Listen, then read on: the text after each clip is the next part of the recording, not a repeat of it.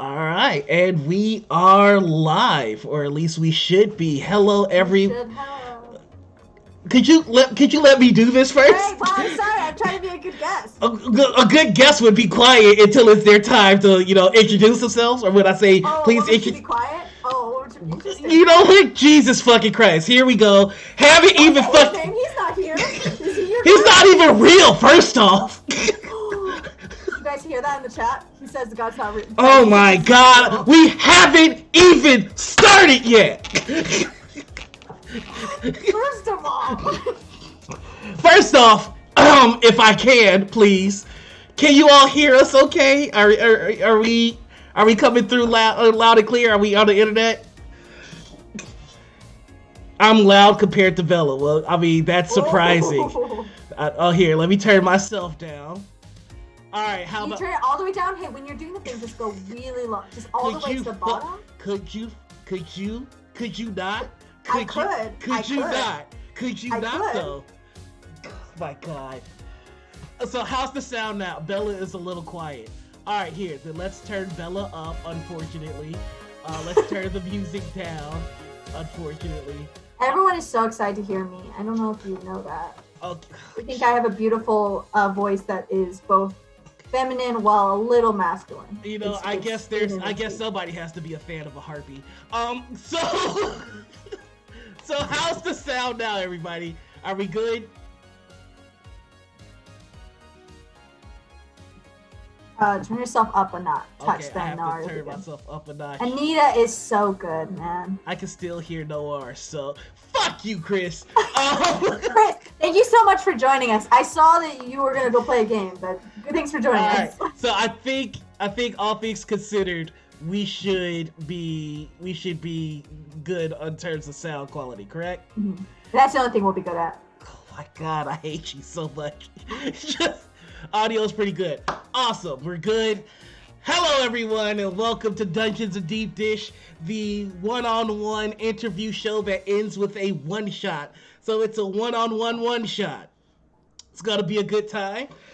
Today we have with us our guest, Bella, aka at Boondoggles on Twitter. Say hello to everybody, Bella. Hi, as if I didn't say hi this whole time. Hi guys, how's it going? All right, so The arch nemesis right here in his house. here's the rival. I guess this is what you people wanted to see. Apparently, for some reason, you like us yelling at each other. So there you go. So just to bring the curtain down, friends to enemies, slow burn. Yeah. Was it slow? It feels like it was very fast. So just to pull the curtain down for a moment here. This Dungeons and Deep Dish is a show where we actually go in depth into the people that we bring here with us.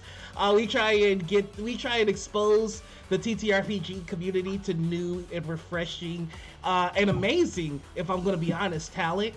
And that's what this show is about. And that does mean that, yes, I consider Bella to be a new, fresh, and amazing talent in the TTRPG community.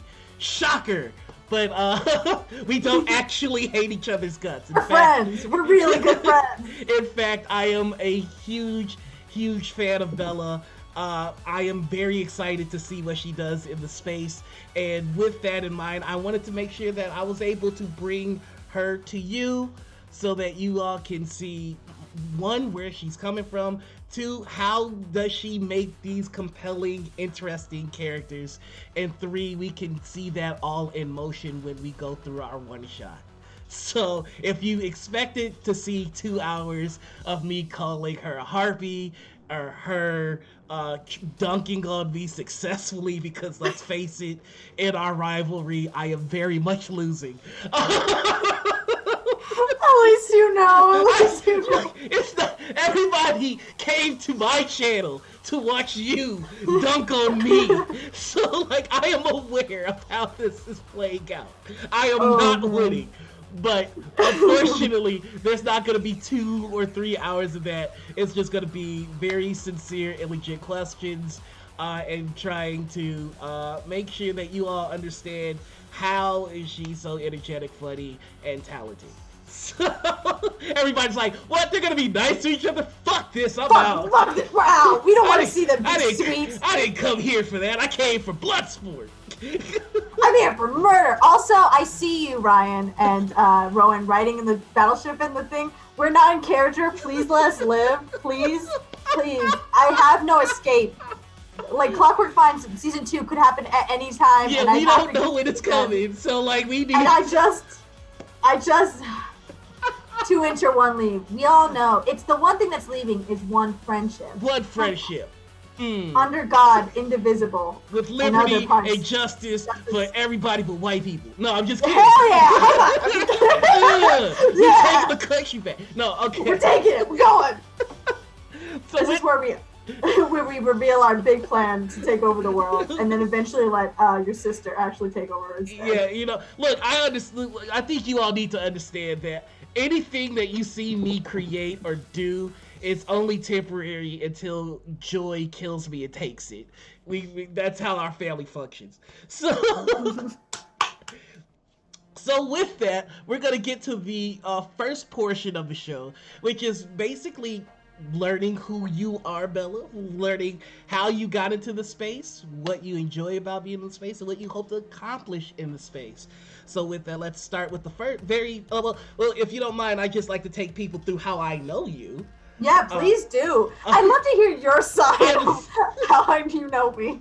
So, one, I am a huge fan of Chromatic Chimera, and so I'm always looking to be on a show on that channel. Real quick plug, I'm on Bloody Portrait on Fridays. Check it out. It's very good. They wear cosplay. It's cool. Watch it. Watch it. But I got invited to be on a show that was being GM'd by Honey and Dice, who is somebody that I've been watching in the space for a very long time. Extraordinarily sweet, extraordinarily clever, just an overall amazing person.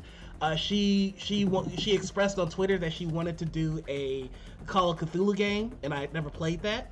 And so I put in the application. I found out that I made it, and then, like, for session 0, I'm in a room with a bunch of people that I never really talked to before.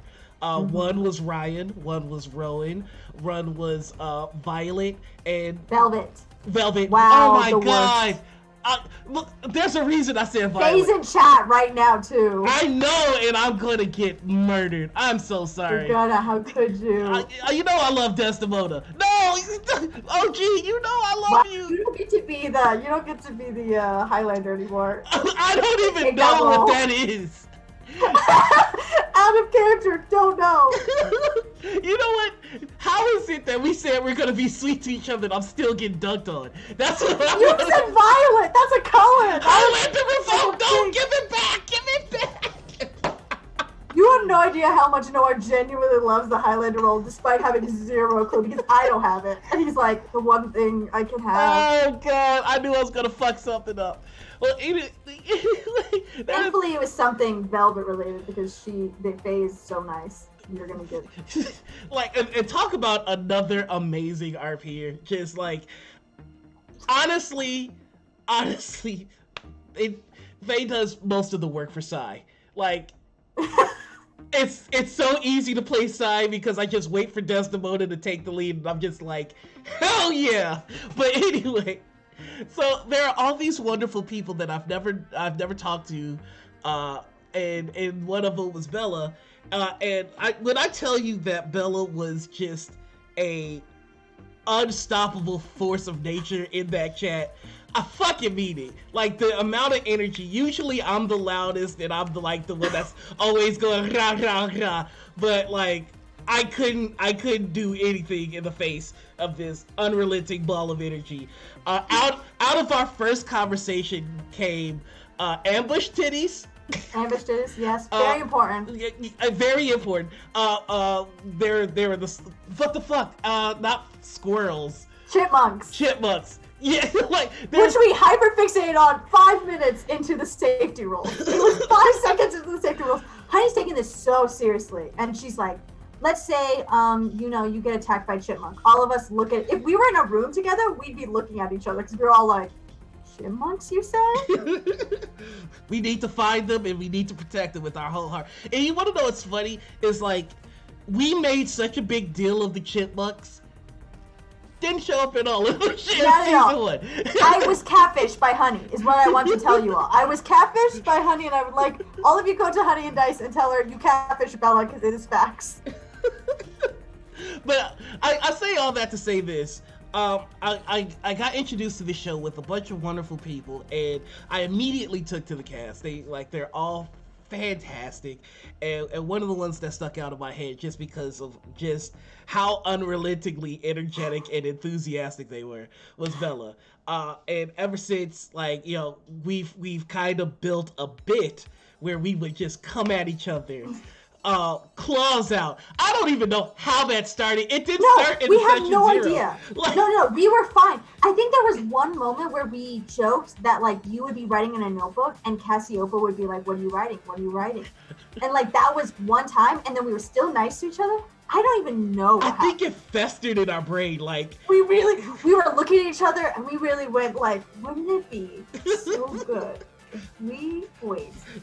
And it's interesting too because we're both very sweet to everyone else in the cast, like abundantly sweet to each other. Like I'm soft on everyone else, and they know this, except Noir.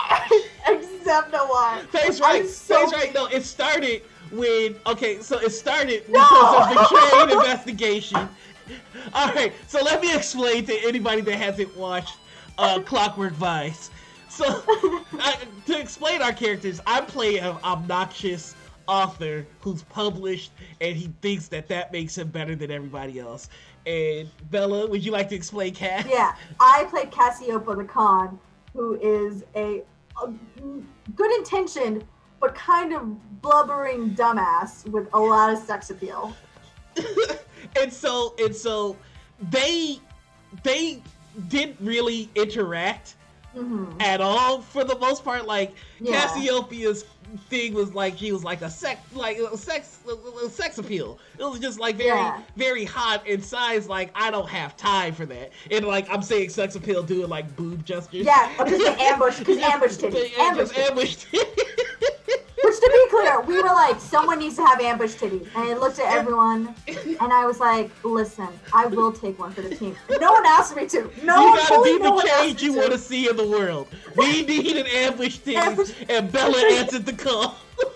What have you done for your country? What have you guys done? I brought the ambush titties. As a flat-chested Asian, I've done that for you guys. Watch Clockwork Vines. The VOD is on Chromatic Camera. Yeah, watch it. It's on YouTube right now. But so there's me and Desdemona, which is Oishi Brown Sugar's character. We are detectives, but we're not good at it. And we were investigating something that happened on the train, and Cass comes out of nowhere, and just things go wrong. Now, would they have gone wrong if Cass didn't show up? Probably. But they went wrong when Cass showed up. And because of that, Sai has had beef with her ever since. And so that beef in game, it has found its way.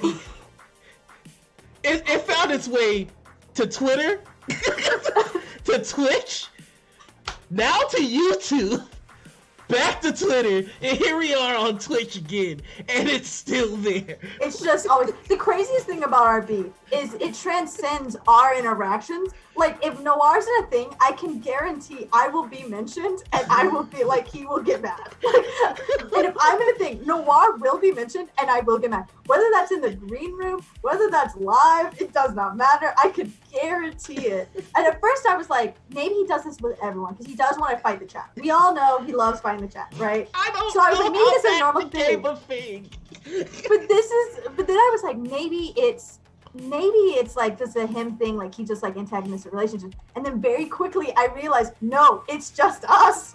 We're just arch nemesis, which is a little special, you know? Because if I just hated you one-sidedly, that'd be kind of sad. Yeah, I know. I mean? Like you gotta have, I think, and this is like very weird. It's almost braggy, but I think our beef has transcended us as people and just become a thing in the TTRPG community. Like, Yeah, there they're are like, we don't know who Noir or Bella is, but we do know they have beef. We don't know anything else. We need to make sure that if somebody has a Noir in their username and somebody has a Bella in their username, that we talk it out before we introduce them to each other. Introduce each other. One of these days, I want to make a fucking TTRPG periodic table. Just keep the element Noir away from the element Bella, or bad shit's gonna side, it's bad. You're like, if you interact them, I'm letting you know, a lot of beautiful colors will explode, but the colors will kill you. The Bellament. The Bellament! Anita, I cannot stress that you are genius. It is also very funny because, like, so many people have known me just from being your rival. Like, they'll introduce themselves like, hey, you're the one who hates Noir, right? And I'm like, yes, that is true. That is the thing about me. What? Yes, that is true. And that is very endearing to me. This is soft, obviously, but I do love, I'm very soft on the idea that, like, I'm always going to be kind of combined. Like, even if, like, you know, we don't play together as much, I know I'll always be attached to you. Like, my beginnings will always be like, this is Bella. She began with Honey and Dice and arguing with Noir and Enigma. And I'm like, good.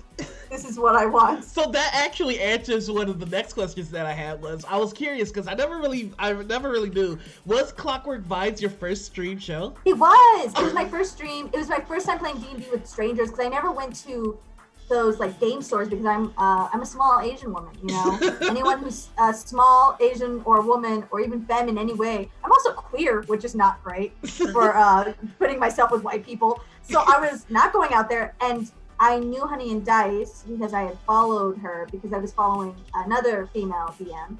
And so I found her and I was like, I want to follow all these female DMs because they're so amazing. I want to be a female DM. And she happened to do the promo and I was like, bro, what if? I knew nothing about Call of Cthulhu, right? And I'm just like, I don't know. I'll fucking learn it. learn it. I don't care. That's actually kind of amazing. I had no idea that Clockwork Vines was your first stream show. How did you not know? I told you guys like 5 minutes in session 2. Because I don't listen to you, obviously. No, I'm just kidding. That's obviously what we're learning from this. I literally was just like, guys, I'm so nervous. And actually, here's a very cute thing about Noir, is Noir was one of the big, like, you're going to do great. Like, he kept going, like, you're going to do great. He doesn't fucking remember, apparently, because he doesn't remember the kind things he says. Yeah, I'm sure he uses insults on a fucking, like, notepad somewhere. I memorialized them. I have a wall of insults that I've called Bella, and I have a marker 1 through 5 for their effectiveness. You also have a brainstorming where you connect, like, the red lines of, like, this seems to hurt Bella's feelings. I was like, ooh, Harlan had an effect. Let's do that one again. That's so good. No, but like, you really were such a supporter. Like, I cannot stress that you were like, no, you're going to do great. And you said, like, I've done these before. I think you're going to do great. Like, you have the personality for it. Don't worry. Just have fun. And I was like, what does this fucking dude know?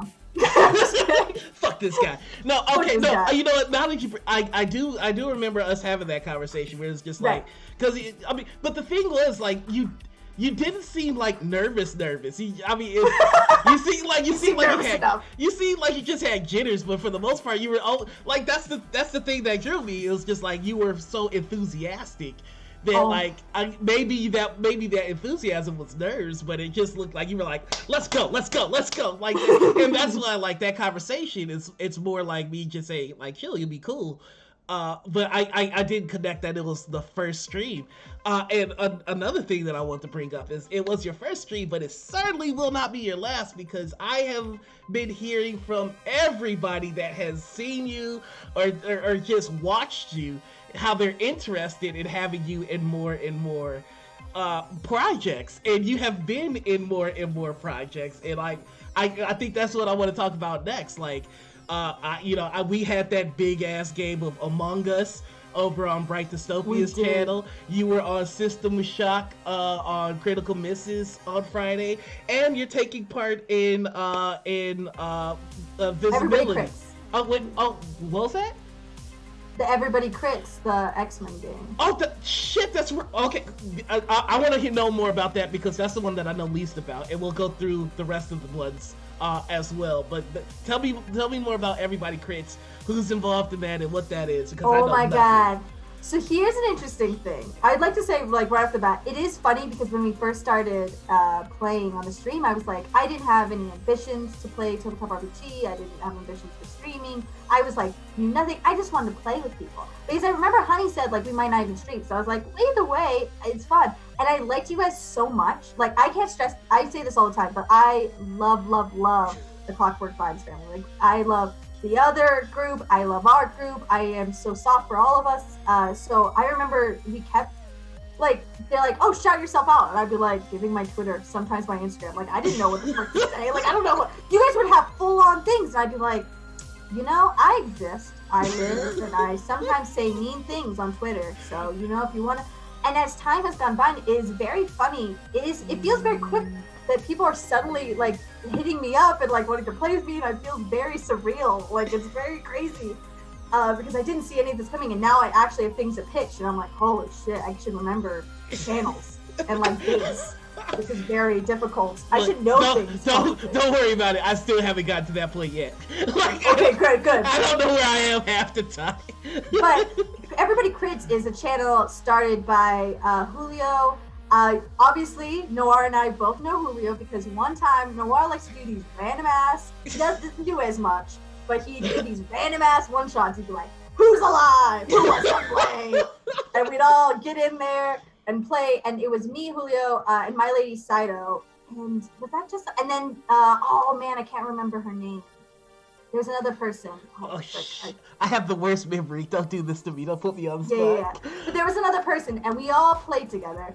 It was and Folded Steel. That was the name of the one shot. Keep going.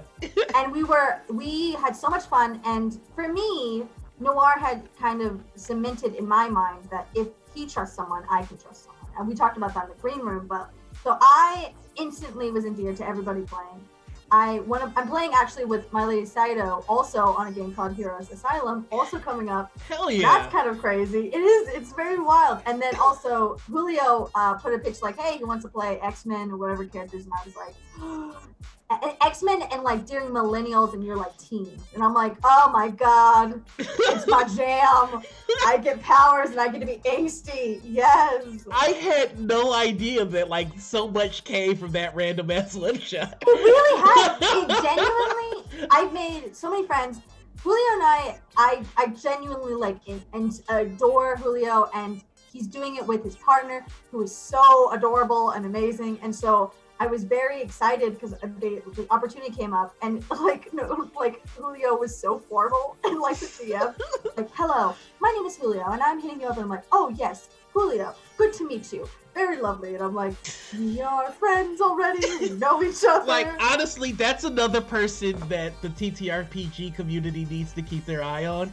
Julio is like, I'm sorry to interrupt here, but Julio is easily one of the funniest motherfuckers that I have ever seen. And it's so effortless. We got somebody else in the interview. Hey, how's it going? Yeah, my parents just came in with Starbucks, everyone. I support capitalistic endeavors. I'm so sorry. No, yes, it is Julio Pro. But no, seriously, everybody needs to pay it. Like, just give Julio a look. He is Dungeon Zaddy on Twitter. I'm putting that in the chat. Yes, please. A musician. Dude is just funny as hell. So good. Nice as you'll ever get. Oh, so nice. And just clever. So just that's somebody else I want everybody to show some love to. That we've got to, like, again, that's the point of this entire show, is to just introduce the TTRPG community to people that you don't realize that are fucking stars. Like, I'm serious when I say that. I'll put you and Julio and a lot of the other people that I know here against some of the top RPers. because all y'all need is a chance. Like, and that's it. That's all. That's all that it's ever been. It's motherfuckers just need a shot. I will say about Julio, not to interrupt, but like, actually, I love interrupting you. But Julio, there's this moment. Noir puts us in this hilarious, this amazing, like, very emotional moment. Like, I talk about this a lot, but like, Noir is an amazing DM. I think that he is very, very underappreciated. He's so funny. He like made that shit up on the spot. It was so good.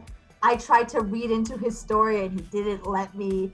But there's a really deep moment where we're like trapped and only one of us have to be sacrificed and we all keep switching out and switching out. And my character, I knew like right away I was going to sacrifice my character. I go in. My character and Julio's character are bros, and he does message because we can't reach each other, and he does this long speech, like, bro, you really fucked up. I can always hear as Julio's voice as you really bit the bullet this time, bro, and I need y'all to understand that basically what Julio did was he combined like a Civil War love letter and bro talk. Was so like dearest brosif, like, hey yeah, dude, you really fucked up now, bro. Like, but I love you, bro. I love you. I really wish I could help you right now. God, it was so. I wish we had recorded because I cannot stress that we were all in tears. We are sobbing with laughter. We could not, and he's like unrelenting, still just talking straight up, just being so sincere. I'm crying. I need him to stop. It's getting emotional. Like, we're crying because it's sweet and it's hilarious. Like, and like that is a hard line. That is Julio in a nutshell, I would say. Hilarious and so sincere. He's so good. Like, bro, I don't want to say goodbye to you, dude. Why'd you have to go and fuck this up, dude? That was really grimy of you, bro. I don't know if I can live my life without a bro like you, dude. Oh, like, man. That was so funny. And I really thought we were gonna lose. The craziest thing is I really thought that we were going to lose our friend. Like, I thought that I was going to die and I was going to be okay with that because it was supposed to be a one-shot. Right. And so we're like, it's fine. And then Noir turns it fucking around and is like, actually, everyone's fine. No one's dead. And you guys don't understand. I did a monologue about how the system and the government was fucked. And my bro guy is like really cracking this whole thing open. And I can see Noir being like, you what the fuck? You want to do this? You want to dance? You want to dance with me? So... definitely, that one shot just made a lot of things happen. It was great. Funny enough, that is the last game I have played in my Gloria setting, which is a setting that I've played for the last 25 years. Whoa. But so we hopped off the rails a little bit. We did fully. We just praised Julio for 20 minutes. Yeah, I mean, Julio's a good egg. Like, he's as good a beat as you can get. So really, I posted that link in the chat. I'll post it one more time. If you got a Twitter, follow him on Twitter. Show him some love. Follow him, yeah. Let him know we sent you. Poppy Shampoo. I think the dude has 2 Twitters. So like, he has so many Twitters. But so that's the X-Men project that you're on with Julio. Go ahead and let us know another project that you're involved in. Yeah, I'm doing Heroes Asylum, which is a Monsters of the Week game, keeped/DM'd by my lady Saito. She is amazing, very cool. I'm going to be playing like superhero. I keep playing superheroes. I just want magic powers and big boobs, as we've previously established. So we're gonna be a bunch of like superheroes who like there's gonna be 2 superheroes and we're gonna be trapped in an asylum and we're 100% gonna be like one of those accidentally mean girls. And I'm very excited. It's gonna be really I think emotional probably, but also very funny. I tried to do that. That's like my bit. I'm like, what if I made it really angsty, but also very funny. Okay. So you've got that going. Holy shit, how many projects are you in now? Right now? Oh, great question. I think technically only those 2 right now. Really. Okay. Well, let's not gloss over the fact that you were Heather Death Coffin. Helga Death Coffin. Whatever the can't. fuck. I can't believe you remembered her last name. That's so funny. I mean, you're not gonna forget Death Coffin. Death Coffin is just I am so. Shout out to Anita. Let us play this amazing sad Death Coffin. Yes, thank you so much. Oh, good sad Death Coffin. Am I proud of her? Yes, I am. Do I feel guilty? No, not at all. That game was so fun too because I know nothing about like witches or Wiccan because I grew up very Christian. And Anita's like, "You want to play this game?" And I'm like, yes, I do." And it was very emotional and also very funny. And I really love it. I'm still like, I don't know if this is a thing you know about, like you do also know art, but like you ever get like after the game, you get like after game fuzzies, like you're just warm and fuzzy inside. Yes. That's how the Coven made me feel. Like I was like, these people are never going to be able to tear me away from them because now I love them. And that's just how it goes. And the thing is, I like the fact that doesn't happen after every game because it means that the games that you do get that feeling, something happened and you need to hold on to it. Like, and that's where a lot of the friendships that I have now have kind of fostered from moments where that game, we're from games where that moment occurred. Like, that's why, like, Clockwork Vines, I believe we all had that moment. Like, it just... Yeah, we did. Like, Clockwork Vines, once the season ended, I only knew one thing for sure. And what I knew was that was not going to be the last time that I played with any of y'all. Like, sure. There are some games where after it's over, you're like, all right, bye. Like, oh, it was really good to meet you all. I'll see you guys later. I'll see y'all later.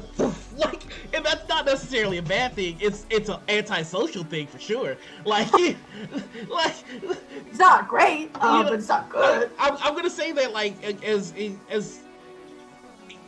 I don't know if this is true for you, but it's true for me, which is that it's easier to talk to people on stream than it is to talk to them out of stream. For sure. Because I mean, this takes very little effort from me because it's just like, our conversation is a conversation and it's content and it's moving us forward in time and it's giving people what they want. Outside conversations is just like, it's easier to fuck up because there's no purpose of talking other than like genuinely learning somebody or generally expressing yourself, right? So it's just like 100%. And it's like there's context, I guess. There is that context just there, like, yeah. We're here, we're supposed to talk, we're going to talk, whatever. Yeah. And I remember, I'm so glad you feel this way because I've talked to like Velvet and Rowan and Ryan about this extensively, but like I really felt like a special connection as soon as like we all met. And it was very funny because Honey said like right away, like, we're a really diverse group and like we like, you don't have to like force diversity, obviously, because you attract the people, because Honey attracts the most interesting and most diverse and open-minded people because she has that energy. But as soon as she said that, for some reason, I don't remember if it was Rowan, I don't remember if it was Velvet, I think they tag teamed, but they were like, no, actually we all, I don't know what you're talking about, we share one brain cell, we all share. and we that all were has like, become yes. the thing ever since. We have, and it's true. Like we're like not, like anyone could tell you guys, like, we are assortment. Like, we got a Louisiana black man. We got Chicago loudmouth over here. We got, like, tiny. Like, we're all over the freaking thing. And we really got along so well, so quickly. And we were, like, to the point where when we didn't see each other, I don't know if you remember this, but, like, remember there was, like, 2 or 3 weeks where the other group was catching up with us. And so we were trying to, like, schedule that. And so we hadn't seen each other in a while. Like, we hadn't played together. Right. We finally played. And on stream, we joked that, like, literally we're all giggly because we hadn't seen each other. We're like a bunch of kids on the first day of school. Like, it was very much a family dynamic in the sense, like, you had your stable people. You had Ryan was stable, and I always fuck up his name, Paul. I always want to say Peter. Yes! I always say Peter. I always say Peter. It's because and then we he made that Bible brain joke. Cell. It's because we're all. You took the brain cell to mess up the name. Just still call me wow. Wow! If you guys don't know, Paul is Paul is so underratedly funny, and he gets away with so much shit. Like, he says things, and I'm like, Paul, I know I heard that joke. I know I heard that joke. You know I heard that joke. We're not gonna sweep this under the rug. And he's just like, playing chipmunks as his background. I'm like, don't play innocent with me. Don't play innocent with me, Paul. But he just showed it. Like, he fucking just He's silently dunked on me. It's so rude. It's just so rude. Oh, but like, and that's the thing. We have this very real family dynamic, and I truly enjoyed it, and it's very fun to like take pieces from that and have like it. Like right now, I'm GMing Rowan, and yes, and first off, I love their character.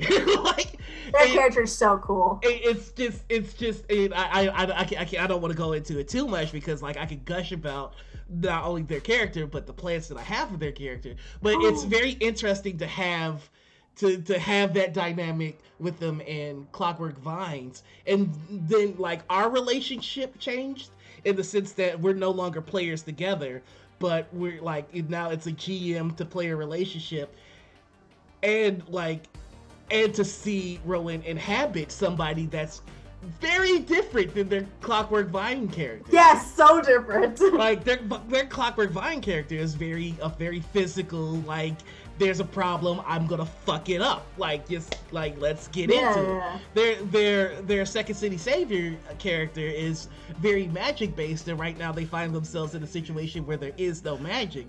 So I've never seen Rowan play a character that could be helpless, and right now they're temporarily helpless.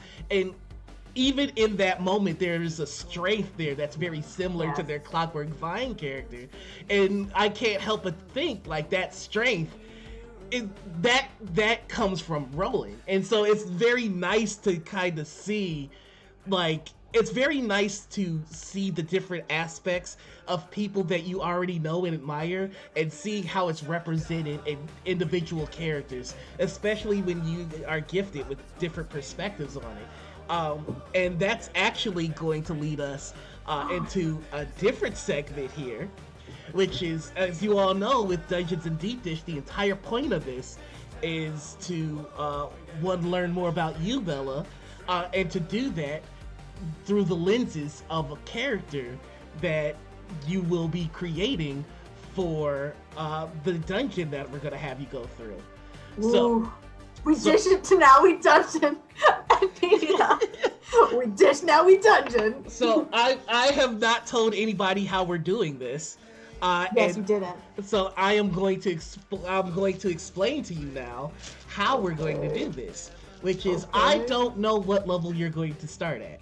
Oh, fuck me, Noir. So that means that we're going to find out what level you start at together, and together as a team. And the way that we're going to do that is I'm going to roll a d20, and whatever we roll on is the level that your character is going to start. Okay, if you give me a 1, I'm not playing a magic user, so I can have like 2 cantrips. It would be too depressing. I don't know if this is going to work, but it looks like a 14. You are starting with a level 14 character for this one shot. Okay, cool. So now, with that in mind, let's start talking through the character creation process. So let's say I shot you a DM on Discord, and I'm like, hey, we're going to do a level 14.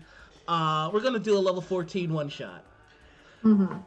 What goes through your mind when you're like, okay, time to make my character? Like, take me through this process. Depending, I think sometimes it depends on who's telling me. If it's you, I go, time to fuck around and make a really annoying character. So I'm pretending it's you who's asking me. I think it's very fun to think about what the DM, as much as I know that it is our story, but it is collaborative for me. So I always want to see, like, if I know the DM, I'm like, what would make them smile? What would make them giggle? What would make them bright? And for you, I know such an obnoxious character always just makes you go like, this is dumb, I'm not thinking it's funny, it's not funny, it's not funny. And I do one thing that's absolutely zany and you're like, and that's my personal goal. Like, I think it's very fun to break your DM, and not in like a mean way. You know what I mean? No, Like, I got you. in a kind way. Like, I want you to be having fun as much as I am, because for me, you guys are the reason that I'm having fun, is because of these DMs. You know what I mean? Mm-hmm. So I always think like, oh, if they're having fun, then that's all that matters to me. And I like also, or what? oh, no, I was just gonna say, and that's very much my aim. No matter what the game is, I want people to one have a fun time. I want my goal is always to go for the hat trick. I want to have somebody laugh to the point where they snort. I want somebody to feel to the point where they cry, and I want them to be so mad at one point that they can't say anything. Like that is the GM hat trick. If I can make you feel sad, happy, and mad, then I've done it. Did I do the stupid D&D Beyond? I shouldn't talk smack about D&D Beyond, Well, I guess. if you'll allow me just a quick 2-minute disclaimer, I would like to explain that we are using the Dungeons and Dragons 5th edition system. It is of course owned by Wizards of the Coast. I in no means support Wizards of the Coast. Well, I mean, I guess I am, since I'm on Twitch promoting it because we're using it. But I just want to say very clearly, fuck Wizards of the Coast and fuck Mike Merles. And until they get him the fuck up out of there, I'm going to, continue saying fuck them as I use their shit, because it's the easiest, unfortunate way for us to do this. That said, I'm sorry, please continue. Yeah, I'm like, should I use D&D Beyond or should I do it the paper way? I have the cool paper way, everyone. Yeah. Everyone say, why do you have so many of these, Bella? Because one time I overprinted 20. Not joking. Accidentally did 20. The first DM game ever game I DM'd. I got excited and wanted to print everyone one. And there was 4 people. I printed 20. So I have now an abundance. So we will see. So someone else that's bad at math. I feel that.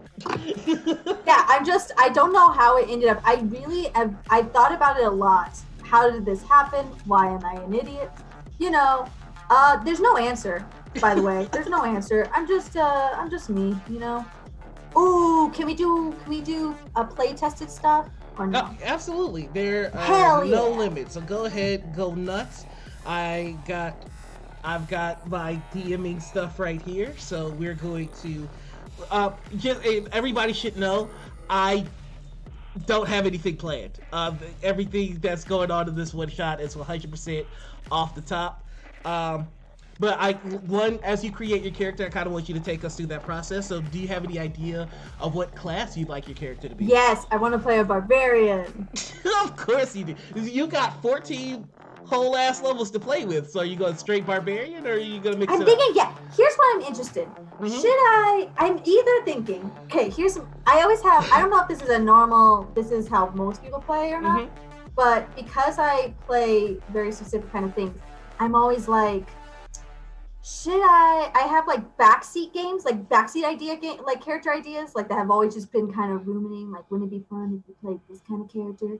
Or I think if there's an interesting concept that comes up, I'll just be I'll just make a whole new character. Everyone out of my way. It doesn't matter.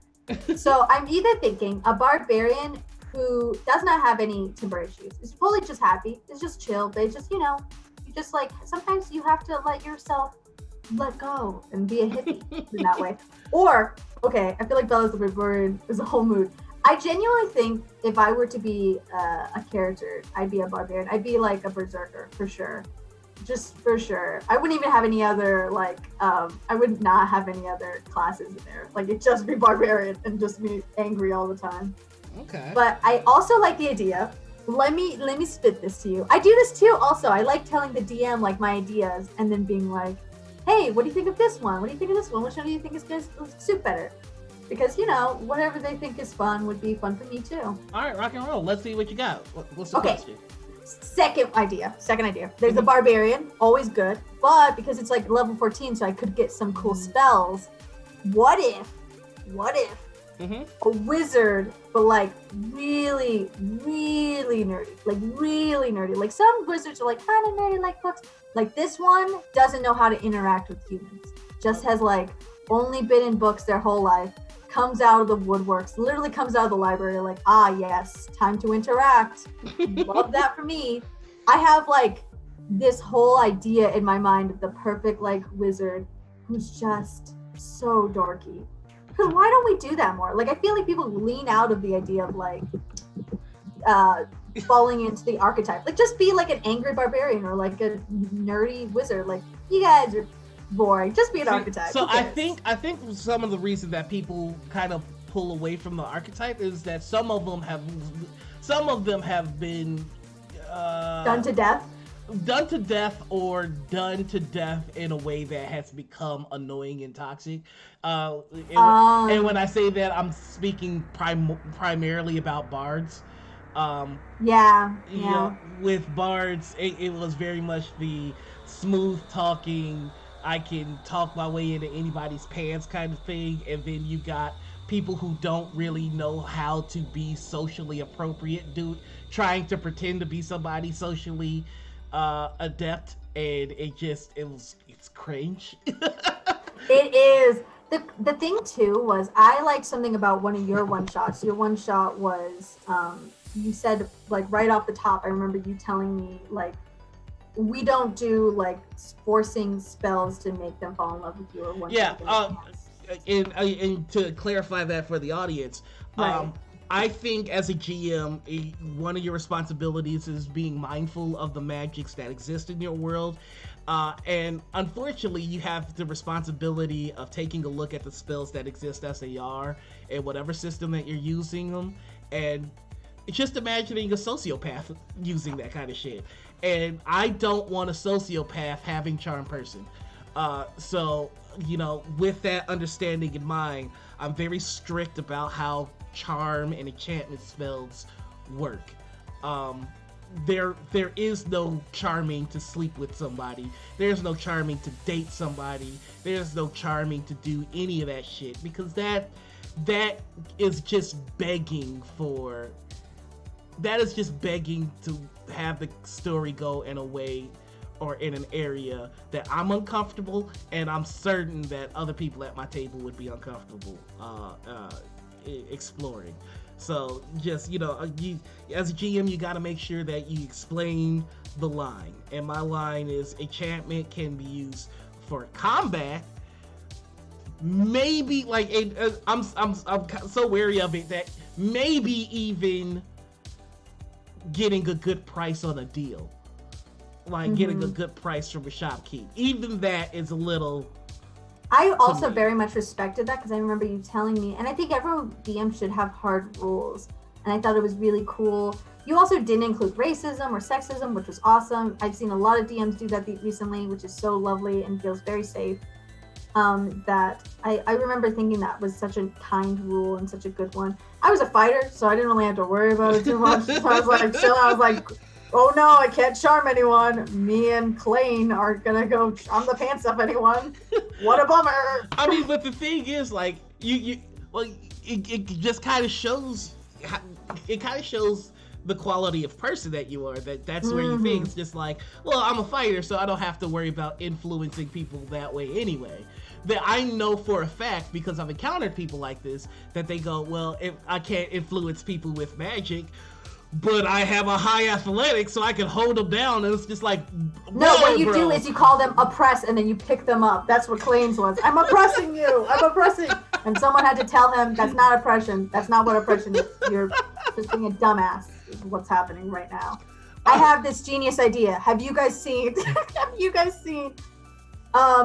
Lion King 2.5 or 1.5? I can't remember which one it is. Wait, 1.5?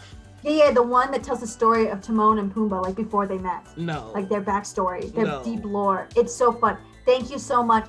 Thank you, Martin. Martin, you can live. Noir can't. So, well, that's the show, everybody. Thank you so much. Bye. Gotta kill. So Red be sus. So, in the movie, Timon, where is it? I don't remember. Timon, like the little meerkat, is like doesn't really belong, and he's like just trying to chill, whatever. But what if and he like does not belong. They're all just trying to build like they're just trying to dig a tunnel. They have a whole song about it. Noir, they have a song. I'm gonna send it to you because I know you'd like it. I know you'd like it. You think it's so funny. You don't know me. Yes, I do. Shut the fuck up. So they sing a song about sing a tunnel, but what if there was like a really outsider within the family, like who really likes books, and with the like when he's like looking in from the light from the darkness of like a hole in the deep, like a deep gnome maybe. He studies and he gets the books that he can. I'm making a wizard who's a deep gnome. I'm a genius. I busted this thing open. I saw like a description for deep gnome while you were talking about the explanation that I already knew, and I was like, I'm a genius. What's it like to be so smart, Bella? I don't know. Okay, so you're a deep gnome? Yes, I'm gonna be a deep gnome. Awesome. I hate being stereotypical. Like I like that you and I both feel this way. That we do not like to do like play into the stereotype of the racist because it's racist. Oh! Hey, Dicey! Hey guys! Oh, wow, that's a lot of people! Wait, oh my god, thank you for the raid, hey guys. Dicey Amazon. I love y'all so much. By the way, if you are not following Dicey Amazon on Twitter or on Twitch, correct it immediately. Amazing content, amazing people. They include everyone. It's so nice. It's such a safe environment. Definitely go check them out. It's amazing. So we've got ourselves a deep gnome, and we're going wizard. We're going wizard. We're going so hard wizard. Okay. I'm so excited. So as you start to make your as you start to make the character, you can roll for your stats. 46.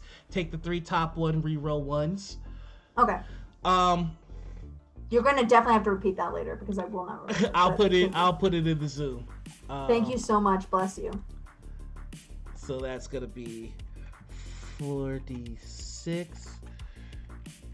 I also would like to say that I don't play. I don't know if this is this is a thing, but like I do not play for like proing this out, like really making an efficient character. I'm like, I'm gonna make a beautiful story, and the character's gonna be fun and engaging, and everyone's gonna like them. Like I want a character that feels like a human that you can meet and you find annoying. Like I've said this to Noir, but like I can't help but make annoying characters. I can't. It's just.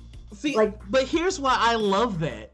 Because, like, most of the people that you meet in your life in some way is some kind of annoying. Like, I know that sounds very pessimistic, but I think the beauty of friendship and the beauty of any kind of relationship is to kind of see past the initial thing that you don't like and finding the stuff inside that you do like. You know, that's what Sim is doing to Cass right now, so he can ship us. He knows this, and that's why he's laughing. He knows that he's ruining my life. You know this. You know. So as you're building the character, now we're going to build the world a little bit together. So my question is this, and yeah, I'm sorry, Ryan, you missed the interview, but this will be available on VOD. We did also mention you a lot, so definitely go check it out. Yeah, we did mention the entire Clockwork Vines family. We love you all. It's because we love you. But yeah, we're gonna start building the world together. So, does this deep gnome wizard live in a gnome society, a human society, a mixed society? I think when he was younger, or she. Actually, I want to play a boy. Okay. What's it called? I think that he lived in a gnome society for a long time, and then he wanted to go out and be where the humans were and get as much information. By the way, I'm gonna name him Peter's Violet, according to your mess up. Fuck you. Okay, that's fair. Shout out to the chat. Love you guys. I like that you want to fight the chat, and I just want to hug the chat. Well, that's because the chat's on your side, obviously. Always. So yeah, I think that he grew up with all the gnomes, and then it's hard to read in the dark, and he started having glasses. And he goes into town one day, sees all the humans, sees all the books, and he was like, "Damn, I want to be all up in there." So he's very much it's like going to college. He's going to college again. Okay. All right, so he is where the people are. He's going Ariel style. I want to be where the people are. Where the people are. I want to see. So you are in it does that. Oh, okay, cool. um, Nobody's gonna miss this. I love you, Coven. I love you guys so much. Nobody knows trouble he had. Oh my god. Wizard. Get Okay. out of here, Fall. Get out of here. All right. So we've got that Pierce Violet lives in a city basically, and they're going back to school. Back to school. Yeah, they're going to school, yeah. In college. Because they've been homeschooling pretty much the whole time. And by homeschooling, that's just stealing, like finding books and reading them and like learning by themselves. Okay. Let's see. Any friends, family with them? I think that they're striking out on their own. All right. Our Peter Violet, so proud of him. I don't know why I wrote down Pierce Violet. I am the Pierce worst the veil, pierce the violet. Pierce the veil, yeah! All of us get into music. The problem too is Noir and I really like music, so it becomes a bit of an issue sometimes. Yeah, we don't get anything done. We don't get anything done. We get nothing done. Okay, so we've got Peter Violet, Deep Gnome Wizards, living in the city, also in college, striking out on their own. I am ready to go. Awesome. Well, great. That's very okay. I'm a little worried now, but I've got everything. you needed nothing. That's Oh my it. god. Okay, well, fuck me, I guess. So what we're going to do is we're going to go ahead and we're going to take a quick 10-15 minute break. Bella's going to wrap up her character. I'm going to go get a drink. When we come back, we will begin the one shot. And we will tell the story of Peter Violet, the Deep Gnome Wizard. See you all in 15. See you in 15. Love you.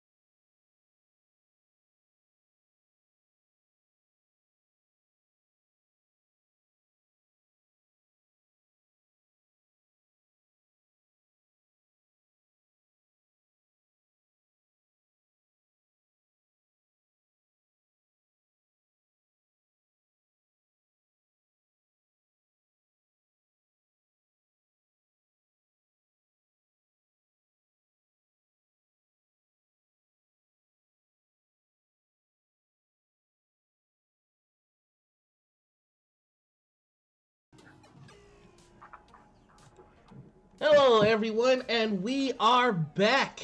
Thank you all for waiting.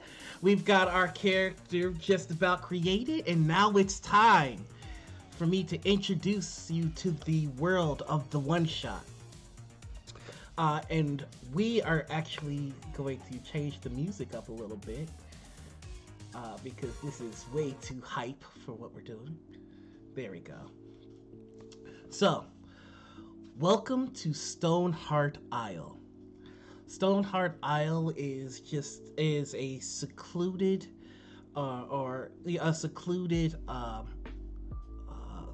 island that has a wizarding college known as the Barbasol Arcanium, one of the most prestigious magic academies in all of Gloria. This is an academy that has touted its alumni, some of the most mighty archmages that Gloria has ever seen. It's rumored that even Alexander Cross, one of the original Noir Enigmas of the Second Age, had even attended this academy. That's actually a thing in this world. Don't shake your head at me. I'm rolling my stats and looking up and being like, this guy. this fucking guy. What the Barbasol Arcanium has a reputation not only of producing some of the most powerful archmages to ever walk the world of Gloria, but it also touts its death toll. There are some students that just wash out, and when you wash out of the Barbasol Arcanium, it generally means that you leave a corpse. This is very hardcore magic. An explanation: the Noir Enigma is a position. It is one who has answered the dark riddle and unlocked the power of chronomancy in the world. But chronomancy being such a potent tool and potent magic, it can't stay unlocked forever. So once the person that solves the riddle passes, chronomancy is sealed away once again until someone else finds their way into solving the riddle. So, that is where our story is going to take place. Peter, Violet, you find yourself finally, after years of trying, being accepted into the Barbasol Arcanium. You are already a pretty established wizard. You have a pretty firm grasp of magic already. But the Barbasol Arcanium is where you go to take what you already know and go to the next level. You can already perform powerful feats of magic, but with their guidance, you can perform miracles, the likes of which the most mighty clerics would buckle at. So you've been attending for a semester, and today is the day of the final. In particular, this is the final for your necromancy class. And there's been something very strange that you've noticed in the necromancy class. It's that they haven't taught you anything. In fact, every day that you go to the necromancy class, they have you read a story about a Saint Arno. Saint Arno, and that's Saint Arno, A-R-N-O, was a paladin of the Third Age. We're currently in the Fifth Age. Saint Arno was a paladin of the Third Age, and each time you come to class, they tell you about something else that he done. They tell you more about his legend. The first day of class, they tell you the story about how a young peasant went forth to defend himself and his farmland from a raging group of bandits, armed with only a shepherd's stick, and aided by one of his sheep. He was able to fend off 5 men at the age of 7 years old. This was a pretty impressive feat, and it drew the attention of his small village, and so they all worked together to build a donation pot and to send him to one of the finest military schools of the land. The next couple of days are just recounting his journey from his small village into this military class. It was a long and treacherous journey filled with challenges all its own. From being attacked by highwaymen to having his the little bit of money the town was able to gather up together, having that stolen and having to find the thief and making a friend of the thief, and then having the thief join him on his adventures henceforth.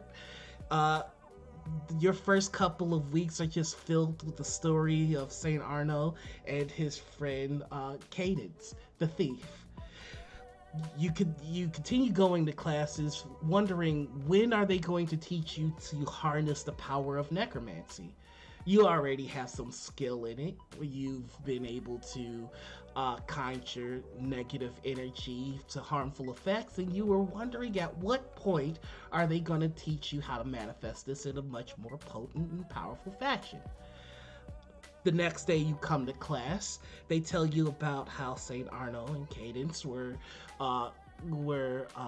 administered or admitted into the military school, and how Cadence went missing in the first year of Saint Arno's time in the class, time in his military school, and how Saint Arno would then go and try to find his friend rather than completing his training. Again, you find yourself frustrated, wondering at what point are they going to teach you necromancy. So this is about halfway through the semester, and this is the way that things have been for some time. So let me ask you, what does Peter do in this frustrated state of wanting to learn more about magic only to be told about this old warrior of old? Ooh, what would Peter do? Peter is going to sulk the halls for a while, very much dragging his feet, and then kind of he's a small dude, you know, he's a deep gnome. He's not a big guy. So I think he'd kind of walk around, use the fact that he's very small to like maybe listen in to what people are saying, try to hear, maybe go towards the area in this school. In every weird magic-y school, there's like a forbidden area, right, where the sketchy stuff happens. I think he wants to go to the forbidden area and see what he can see. As you're making your way to the forbidden area, a tabaxi who's also in your class, kind of appears out of nowhere. It just goes, What are you doing, Pete? Oh, hey. Do I know his name? His name is Sunshine of Your Pearls. Hey, Sunshine. Wow, didn't see you there. You're really good at the sneaking thing. It's definitely not weird and jarring at all. It's really good. I'm sorry, I have padded feet. That's very cute, actually. I'm just, Sunshine, I like put my hand on him. Sunshine, do you ever feel like it's really weird that we learn all the other classes. We're in the classes all the time. Yeah. We all learn stuff. Yeah. And then we never learn anything about necromancy. I was just thinking the same thing. It's just every day it's this Saint Arno guy.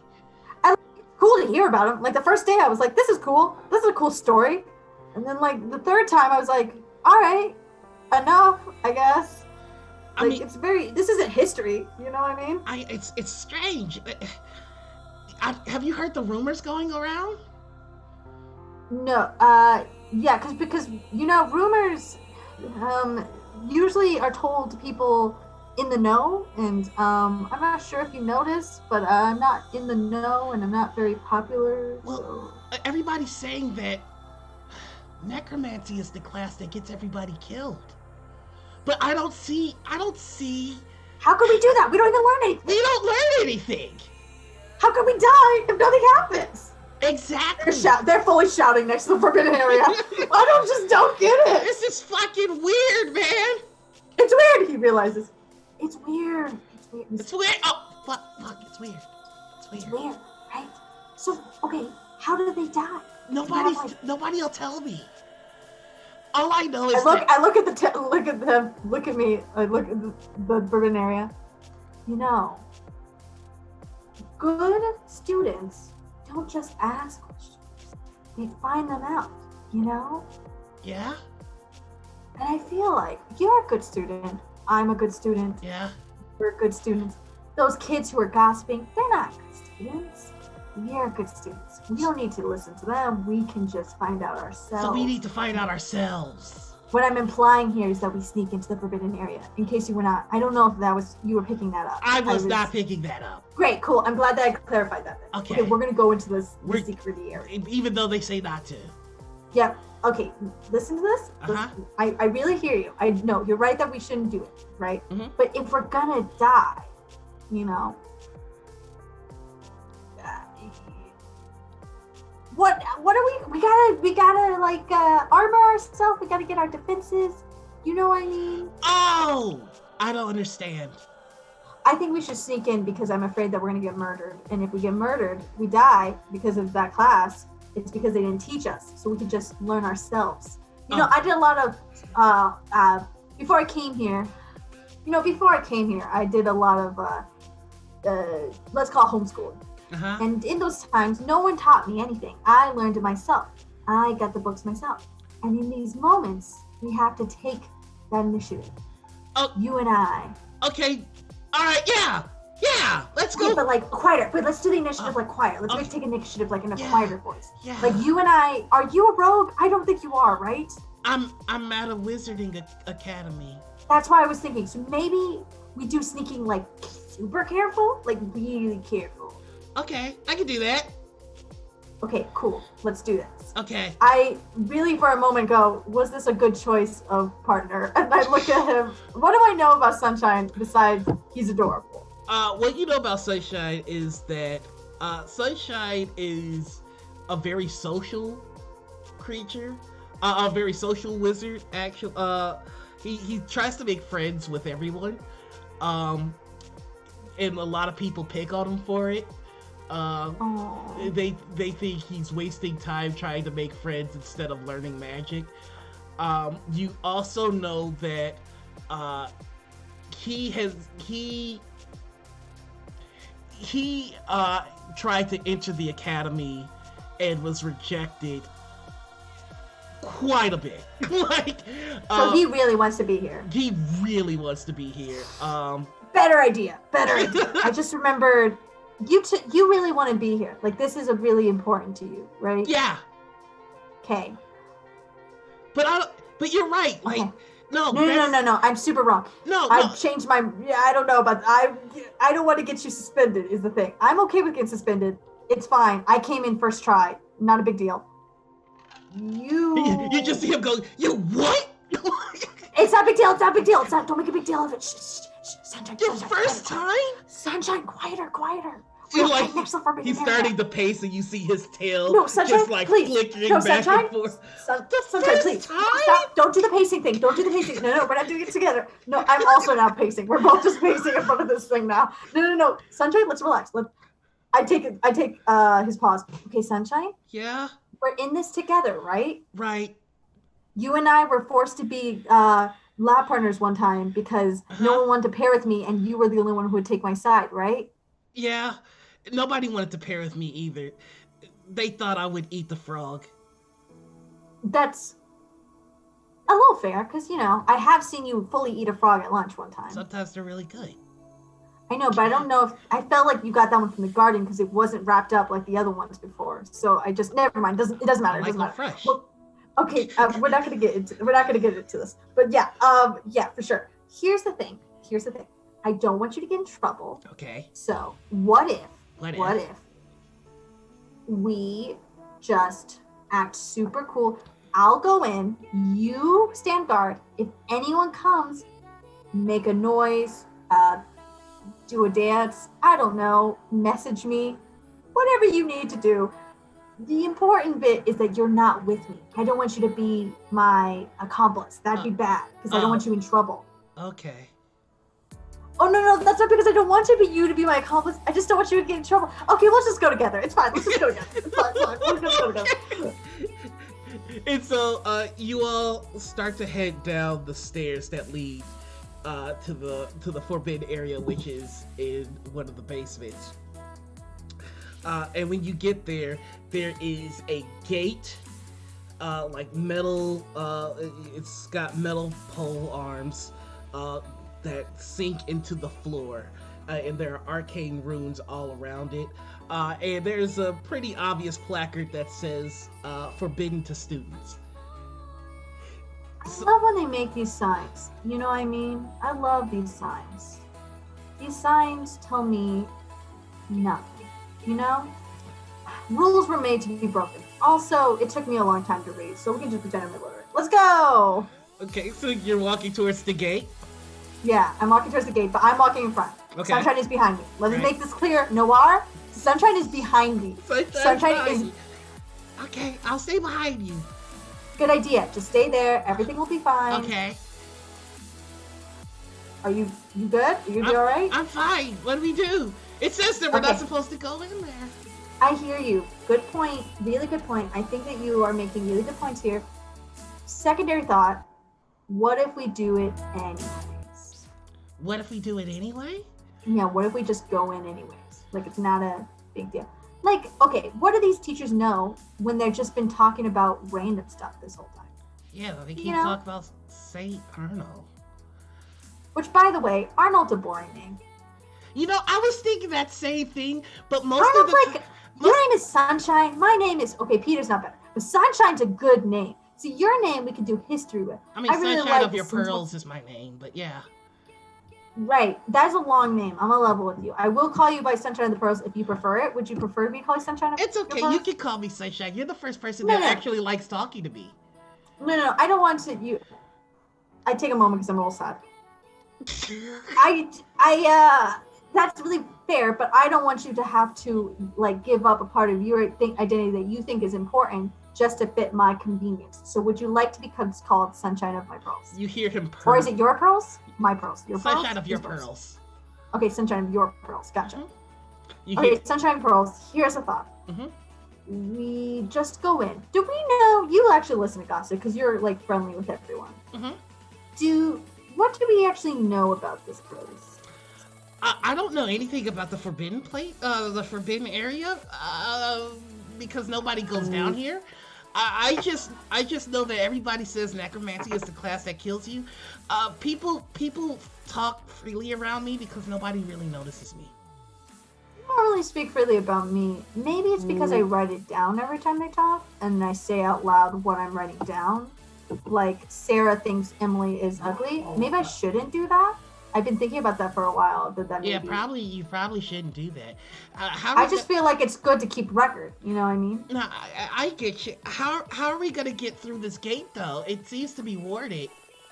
It's really crazy that you say that. Oh, good question. Warding is bad. We don't love warding. I could try and teleport past it. We could. I also have teleport. We could both teleport. Or do we need to go together? We can hold hands. I don't know. Oh wait, I have to spell magic. Oh. Okay. Yeah. Okay, yeah. All right. Let's just do that then. Okay. Okay. I cast a spell. He probably does a really nerdy thing where he opens his book and he's like, whoosh, and closes the book to the thing. Okay, so you cast the spell magic on the gate, and you see your book flies into the air and pages flip, and the words from the spell magic that you've written into your spell book slowly float out of the book, off the pages, and seep into the ground, and there is a bright, brilliant line of blue that the words become, and they start to wrap around the gate. And you see that there is crackling red energy emitting from the gate that meet the blue of your dispel magic spell. And I need you to go ahead and roll me a d20, and you're going to go ahead and roll me a d20. Okay. and you're gonna add your intelligence modifier and Okay. and your proficiency, I believe. Okay. Uh, pretty okay. Not a great roll. 6, 8, and then I add my intelligence. Mm-hmm. We'll see how that goes. Oh, yeah, 18. All right, so the blue meets the crackling red energy, and there is a brilliant bright light, and the ground rumbles a little bit, and then it's like the sound of broken glass.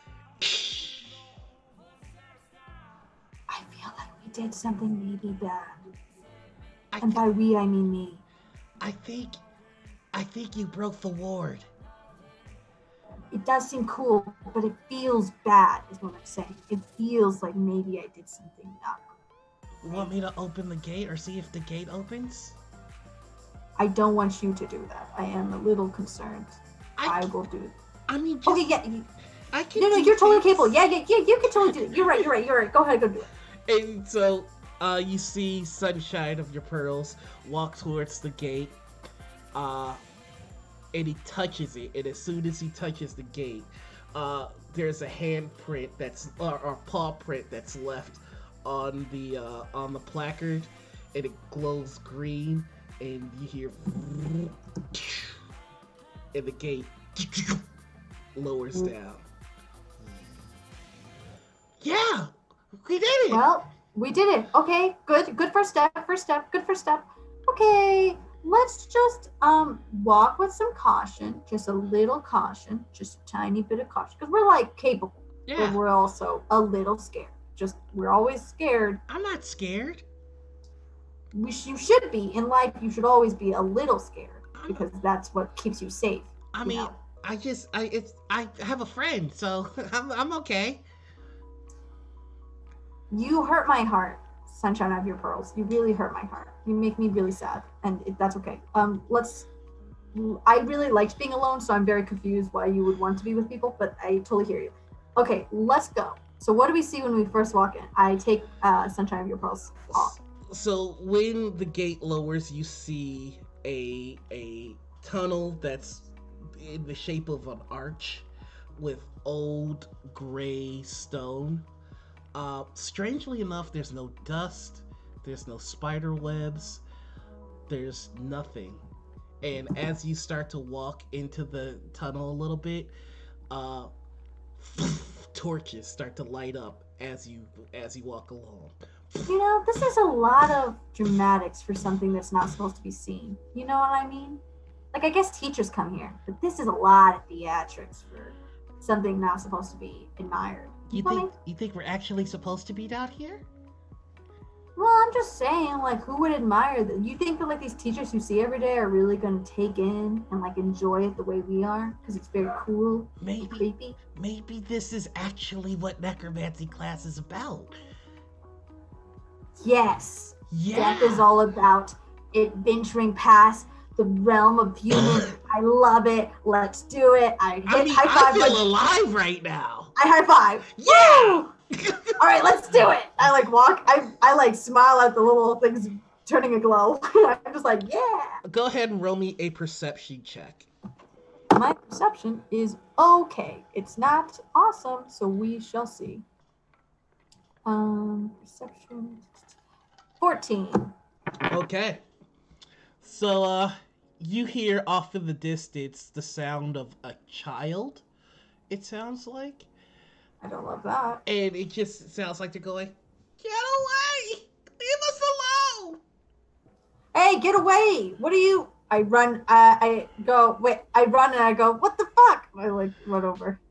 So when you run over, the sound is coming from down the hallway, and there is just a plain wooden door. And it sounds as though the sound is coming from the other side of the door. Not super. Is it muffled? Does it sound muffled? It sounds muffled. It sounds like okay, it's coming so that from sounds like there is someone. Mm-hmm. Okay. So it does sound like it. Cool. Okay, should we? I think I'm gonna do. detect magic Okay. because obviously this feels bad. This feels weird. So I'm gonna do it and be like, Sunshine of your pearls. I'm gonna just checkity check that this isn't. I guess it has to be magic, right? Everything here is Everything magic. So I here is guess magic for the most part. Yeah. it's dumb to detect magic because it won't tell me. Okay, never mind. Oh, let's go in. Let's go in like safe though. Okay, you and me, just a little safe. And I'm gonna cast greater invisibility. Can we do it over you too? You are a creature now. I You don't want know me one to of be us. invisible? Poof. Okay, I guess. All right. I also turn invisible, I guess. Awesome. So with And then I open the door. Yeah. So Oh you no. open the door, and as soon as you open the door, you are outside. And you look behind you, and there is no door, and you don't see Sunshine. But maybe that's because he's invisible.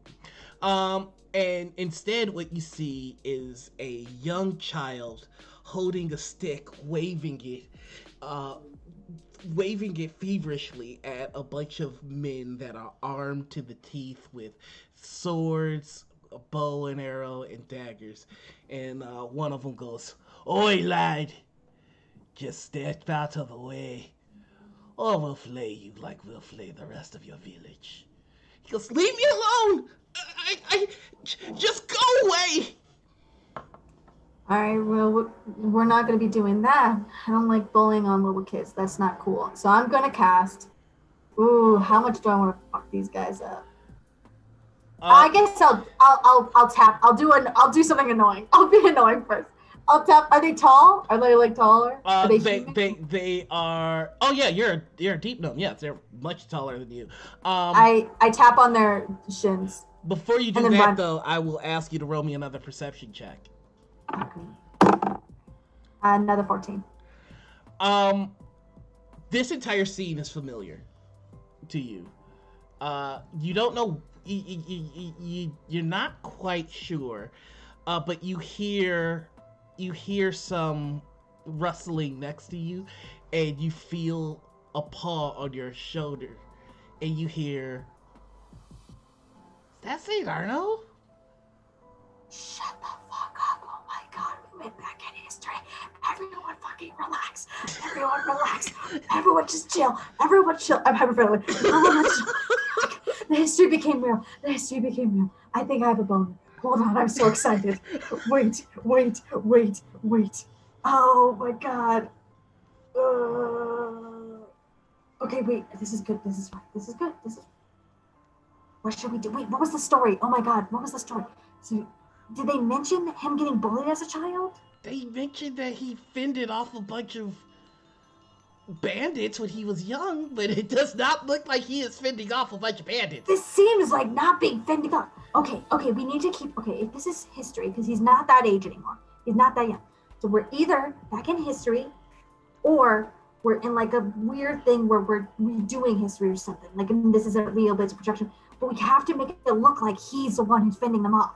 We can't fend them off because then the story will change, right? I don't know. Stop yelling. And like at the I don't know, you see the child look over, but the bandits are still looking at the child.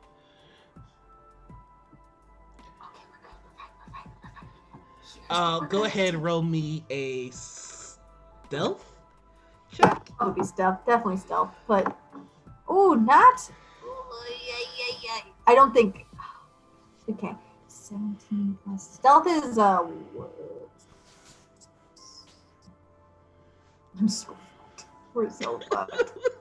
Everything's fine, but we're so fucked. Okay. Oh, you do get the roll with advantage because you are invisible. Oh, yes. Oh, I needed it. I got a 20. Okay. Not. So you just see, leave me alone, leave me alone.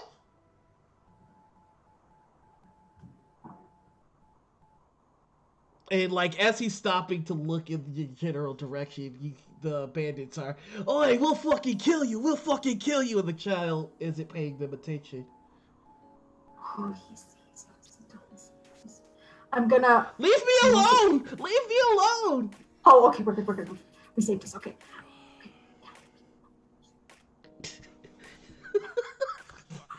And you can hear that the Sunshine is whatever the name Sunshine of Your Pearls. Sunshine of Your Sunshine Pearls. of- Don't you get Sunshine of Your Pearls' name wrong. His name is Sunshine of Your Pearls. Don't you do this to me, Noir. I will memorize this name, and so will you.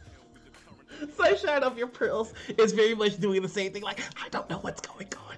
I don't know what's going on. He turns for so way too long. No, it's fine. Okay. Okay. He's holding like a stick thing, right? Yeah. He doesn't have a proper weapon. Yeah. Oh my god. He's gonna. Okay. Did they say he had magic? He doesn't have magic. Oh, he does. That's his whole shtick, right? Okay. I don't think he has magic. Not yet, at least. Right now, he doesn't. God damn it. Fuck. Well, he is today. He is gonna be today. Let me show you how. Okay, I'm gonna follow my lead. Okay. I start walking and I turn around really fast to see if he's following my lead. When you turn, you like get hit in the face with a tail. Just Perfect. Good.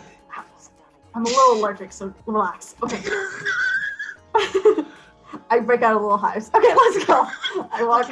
Okay. And then I'm going to try to walk around. I probably have to do another stealth check, but I'm going to try to walk around and stand behind our boy and then kind of... I'll tell you what I want. I would like to make it seem like the stick... or maybe I won't use the stick. I think I'm going to try to make it look like he's the one hurting them. Like by using his power... Like using his stick, he's actually hitting them. And I think I'm going to use like a magic weapon. And this magic weapon has to be seen. With magic weapon, you do know that it requires concentration, and that will break your invisibility. Oh, you're right. Okay, so what we should do is maybe I should just... As you're pondering and kind of going through what you should do, the bandits begin to attack the child. All right, well, you gotta... And the first attack... Fuck. Alright. The first attack is a dagger attack, and the bandit charges, grabs the kid by the back of the head, and you can just see he just shoves a dagger straight. Oh wait, we don't pull initiative. I want to attack. I want to pull initiative. I want to roll initiative. This is the first bit. Shoves the dagger straight into this kid's shoulder, and something strange happens. The bandit pulls the dagger back, and it's bent. And the kid goes, "Leave us alone." And he takes the staff and he slams it into the ground, and you see the bandits just basically explode. And only one of them is left after the explosion. And goes, "What the hell? What the hell?" And he starts to run away. And then the kid falls to his knees and he starts to cry. Mom! I'd like to cast hold person for the guy who's running away. That will break your concentration and you will be seen. I'm alright with that. Get that bitch and hold him still. Alright, so you break your concentration on the invisibility and you make yourself known.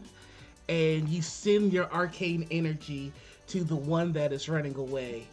And as you start to manipulate the weave to restrict the movement of this individual that's running away, it misses. It passes straight through. And there is nothing there. Oh no, this isn't... I turn to Sunshine. Hey, drop the invisible. I don't want to be alone. Drop the invisible. And... Drop the invisible. Quick. You hear from the child, "Mom! Hi, I'm not your mom. Can you see me? Mom? You can see me, right? Hey, it's me. Hi, my name is Peter Violet. My friend, Sunshine of Your Pearls. Sunshine! And Sunshine drops the, Thank you. Sunshine drops the invisibility. Hey, hi, how's it going? That was a really scary thing that happened right there. Are you alright? We're very brave. Finally, they give me something new. Hey, Sunshine of Your Pearls. I think he does have magic. And what you see is that the kid's tears become black, and Okay. then you see uh, it looks as though a hand is reaching on the inside of this kid's face, trying to work itself out. And then from the nostrils, you just see fingers come from the inside out and start to tear their way out of this kid. And standing in front of you is what appears to be an undead knight. They changed the prison.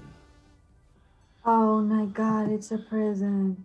They're keeping him in here. They're keeping him in here. There's keeping God. him in here. This is his prison. Fuck us. Absolutely fuck us. And you look around and there is no door.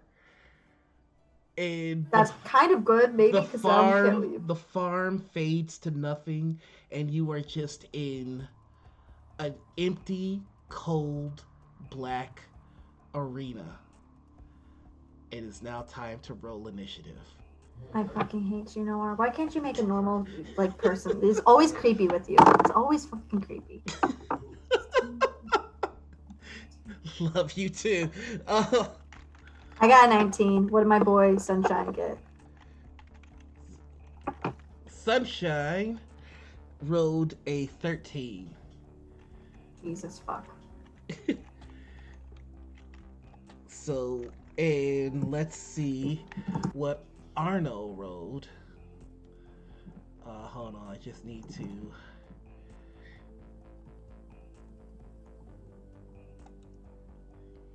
get this going here.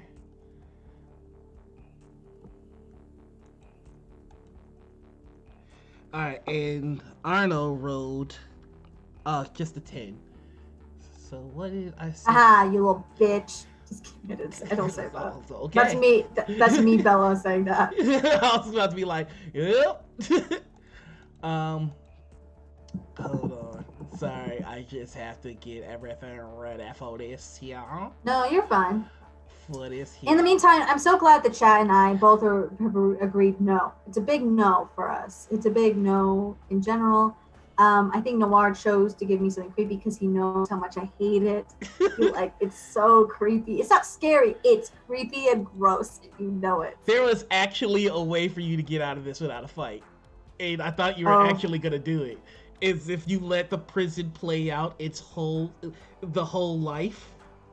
Oh. From the time he stopped the bandits till the time he became a paladin, to the point where he broke his oath, which is part of the story that you haven't gotten to in the semester yet. Then you... But it's fine. It's all right. So, it was a child. What was I supposed to do? I can't just leave it. So listen, I see you, Ryan. It's fine. I ignore the rules. It's fine. Everything's fine. All right, so I'm gonna need the initiatives one more time. What did you say you rolled? I got 17. 19. Okay, so here. Because I got 16 on the die in these three. Sunshine, and then Arno. All right, so you get to go first. You see in front of you a large figure clad in armor. And the figure inside the armor is shriveled and cold, and there's barely skin on the bones, and there's a helmet on, and all you see in the helmet are two red glowing eyes. Cool. Absolutely disgusting. Let's right away. I should probably. Okay, I'm still near him, right? Because we appeared and I was standing right next to him. So I'd be like, you won't believe me, but you will end up being a great, great man one day, and you don't need to do this. Because I don't know about the oath breaking right yet, because it's not part of the semester. I think he's still a great guy. Fucking damn it.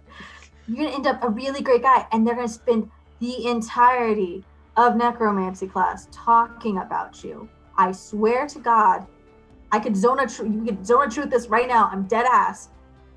I don't think he'd say dead ass, but anyways, dead ass.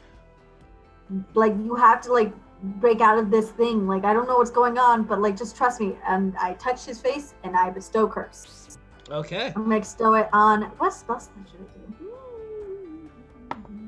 Well, I guess we should just see if he gets the saving throw. All right. What's the save? Oh, hold on. It's a wisdom, right? Yes, it is. For wisdom, he rolled a 16. My save is what is my save? Is it based on my? It's your intelligence plus your proficiency. Okay, so plus 8, I believe. Plus 8. Intelligence is. Oh yeah, he gives it.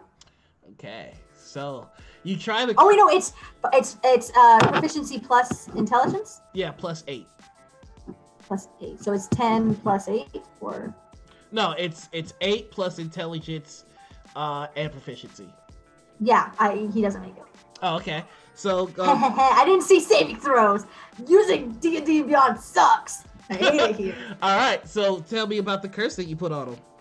Okay, so I touch him, and despite me saying a lot of big shit, I'm gonna because I'm a liar. I'm just kidding.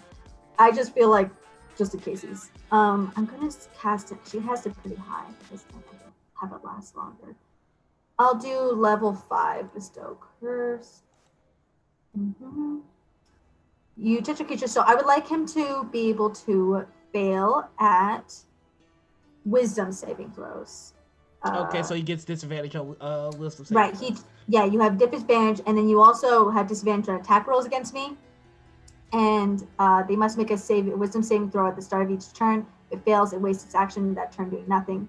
And while the target, I'll choose the nature of the following. All of the options. I'll choose. They lose against. Ooh, should I do 1d8 now? That's stupid. We'll have him, while cursed, the target must make wisdom saving throws at the start of either of its turn. If it fails, then it wastes its action doing nothing. Gotcha. That's what curse is. All right, cool. And because I did it as a 5th level, I think it lasts. Let me see. At higher levels, the duration is concentration up to 10 minutes. If you spell 5th or higher, the duration is 8 hours. So as long as I don't fuck around, I should be okay. All right, cool. Is there anything else you'd like to do on your turn?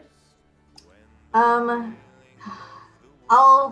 take movement to get the fuck away from him, because I don't know how. That will incur an attack of opportunity. Oh, then I guess I'll stay. Oh, what should I do?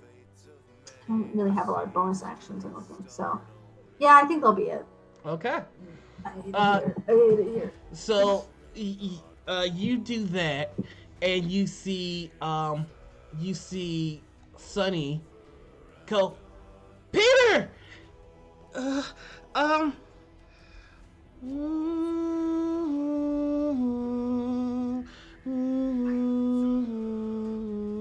This is very cool, Sunshine of Your Pearls. I don't know what you're doing. And as he's humming,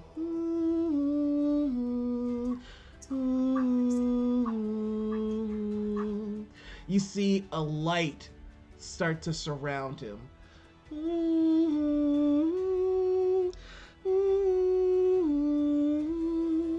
And he holds out his hands, and there is a sword of sunlight in his hands.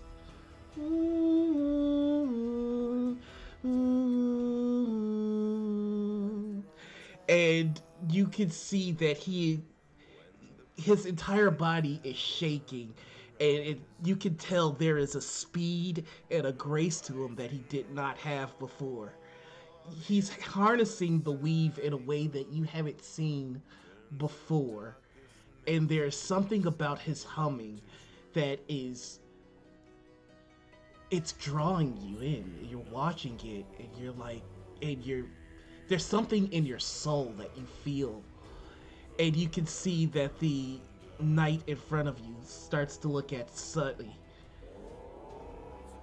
and he gets into position with his sword, and they're now lining up and kind of eyeing each other. From there, Sonny will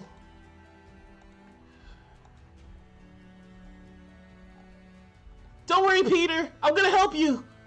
Hey, I'm not worried. Definitely not worried at all. So the humming continues, and then you hear more humming as Sunshine shakes, and there are 3 other Sunshines standing right next to him. This is very cool. So there are in total 4 Sunshines in a group, all with their blades pointing at the knight. It is now the knight's turn, and he has to make a save, if I'm not mistaken. Yes, he does. He has to get a. Oh wow, he needs to get a lot. Yeah, he has to get an 18 to. Does he do it? He just got an 18. Yeah, you need to beat an 18 or meet it, I guess. Okay. And with that, he is going to look at you first. And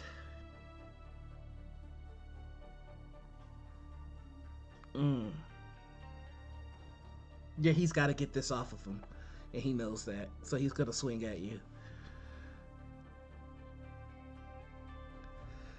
All right. Does a 26 hit? 26, it does hit. Do you have shield? I do. I'd like to use shield. Will that stop a 26? Let me double check. Maybe not. It might I not. I genuinely may not. Shield does how much? +5.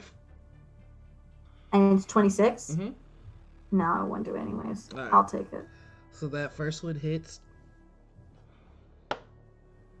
That definitely hits. That is a 29. And that is also going to hit. That is a 27. Fucking fuckity fuck. I am not doing this on purpose. This is. I know. It's okay. It's okay. I just realized I should have done a bonus action something. I found a bonus action thing I could have done. Fuck me. Okay, so that's going to be. Oh, this is. Okay, yeah. So that's gonna be 7. Very nervous. So 7, 8, 9, 10, 12, 13, 14, 15, 16, 17. Oh, stop counting. 27.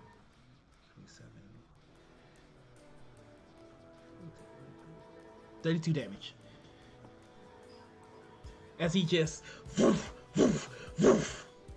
you hear as you're getting cut up, you're hearing Sunshine go, "No!" So, and then I roll to see if I can keep concentration, right? Yep. And that's half the Half the what is it? damage. And I add what to it again? Constitution. No, it's you did not hear 70 damage. It was 31 damage. Oh, 31 damage. Fucking yeah. There's no way. There's no way. There's no way. There's no way. Wait, hold on. I got a 13 damage. Or just so it was 31 damage. Okay. Wow, that's so much. Okay. Yeah, I don't get it. Okay. Good job. So the curse breaks free. You hear, and with that, it is. He's supposed to end up being a cool dude, and that's what his laugh sounds like. No one thought that was weird. No one was like, "Hey, isn't it weird how he sometimes laughs like that?" And everyone was like, "No, he's gonna be a great hero." Like The way I laugh is awesome. Shut up.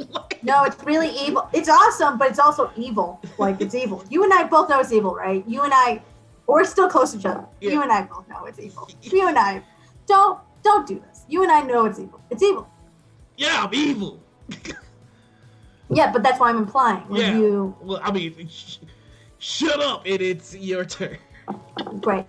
I would like to bonus action create my little homie that comes with. We call him. This is gonna sound so stupid. I'm gonna manifest mind. So as a bonus action, while my spellbook is in person, you can create a tiny spectral construct, and he can. Maybe I don't. Maybe I don't. Okay, never mind. I'm gonna look at him. I want to get away from him. I don't want to do the whole thing to just disengage. Yeah, okay, I'm just gonna take action to disengage. Okay. And run away! I'm gonna run as far as I can, all 25 feet, not very far, as far as I can. 25 feet, and that's it for me. Okay. So you run away, and as soon as you run, Sunshine runs to take your place. It swipes. Sunshine, you're cool. Sunshine, you're pearls. You're cool as hell. Thank you! Okay, but sound cool. But sound cool when you do it. Okay. Shit. Okay. What? 19. He rolled a 19, and he gets plus 12 to hit. So that's gonna hit. Sunshine of your pearls. And then the second attack. Have bitches clutching their pearls. And What up? Bum, bum, bum, that's bum, bum. okay. So that's gonna be 14,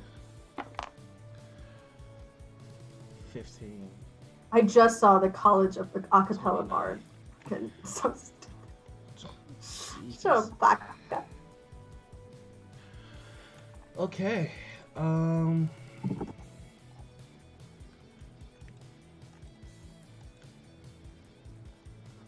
One second, because I should have had this out. No, it's okay. You're just unprofessional, and I hate you. You know, that's fair. And also, I hope you don't survive this. Wow, it's fine if I don't survive, but if Sunshine doesn't live, I'm gonna be really sad. I've got bad news for you. Don't stop. No, I'm You're kidding. so mean. All right. The thing too, I would like to also give a disclaimer, guys. Never played a wizard. No idea what I'm doing. Just thought it'd be fun.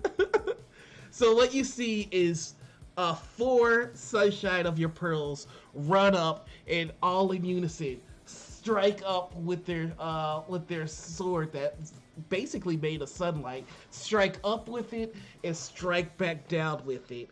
And there are 2 slashes in this night, and it's not leaking blood, but instead it's leaking sunlight. And you hear and He's cute, right? Isn't he the cutest? I will eat this being. You can just call him a cat. Like, it's not tabaxi. We know it's a tabaxi. Like, you can just say it's race. Like, don't be weird. Are you one of those weirdos who, like, don't say black people? You just say, like, African Americans. Dust-colored man. Yep, I thought so. Yep, okay.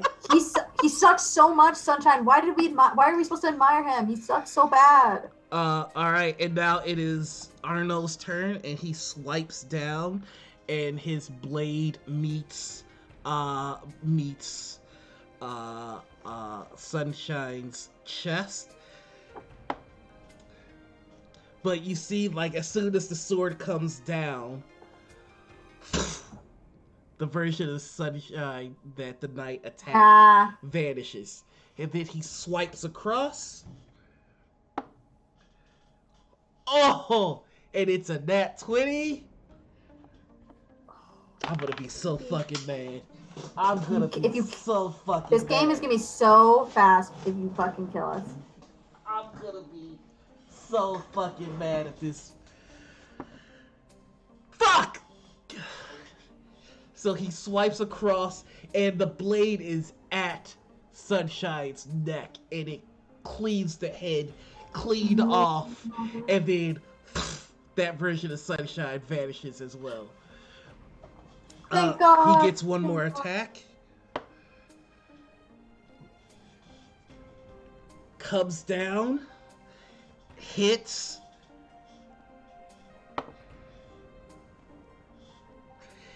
And the blade bites into the shoulder, making Sunshine buckle under one knee.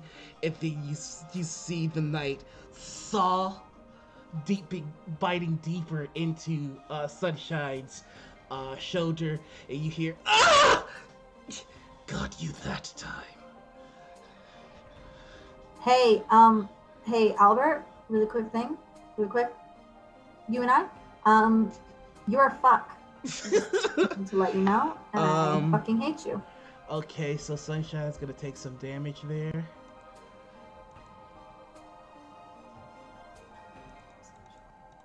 God damn, I was expecting like a magic user, so I have a lot of...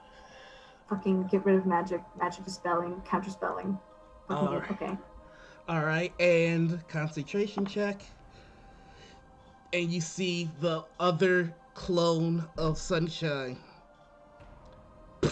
vanish. Uh, uh, it's all right, Peter. I'm Mm. okay. It definitely doesn't seem all right. It seems really bad. I cannot stress how bad it seems from a distance and up close because I'm pretty close to you. Seems bad all the way around. This is bad. This is a bad time. We're gonna have to deal with this. Okay. And that brings us back to you, Peter. Okay. Mhm. Let's try to attack.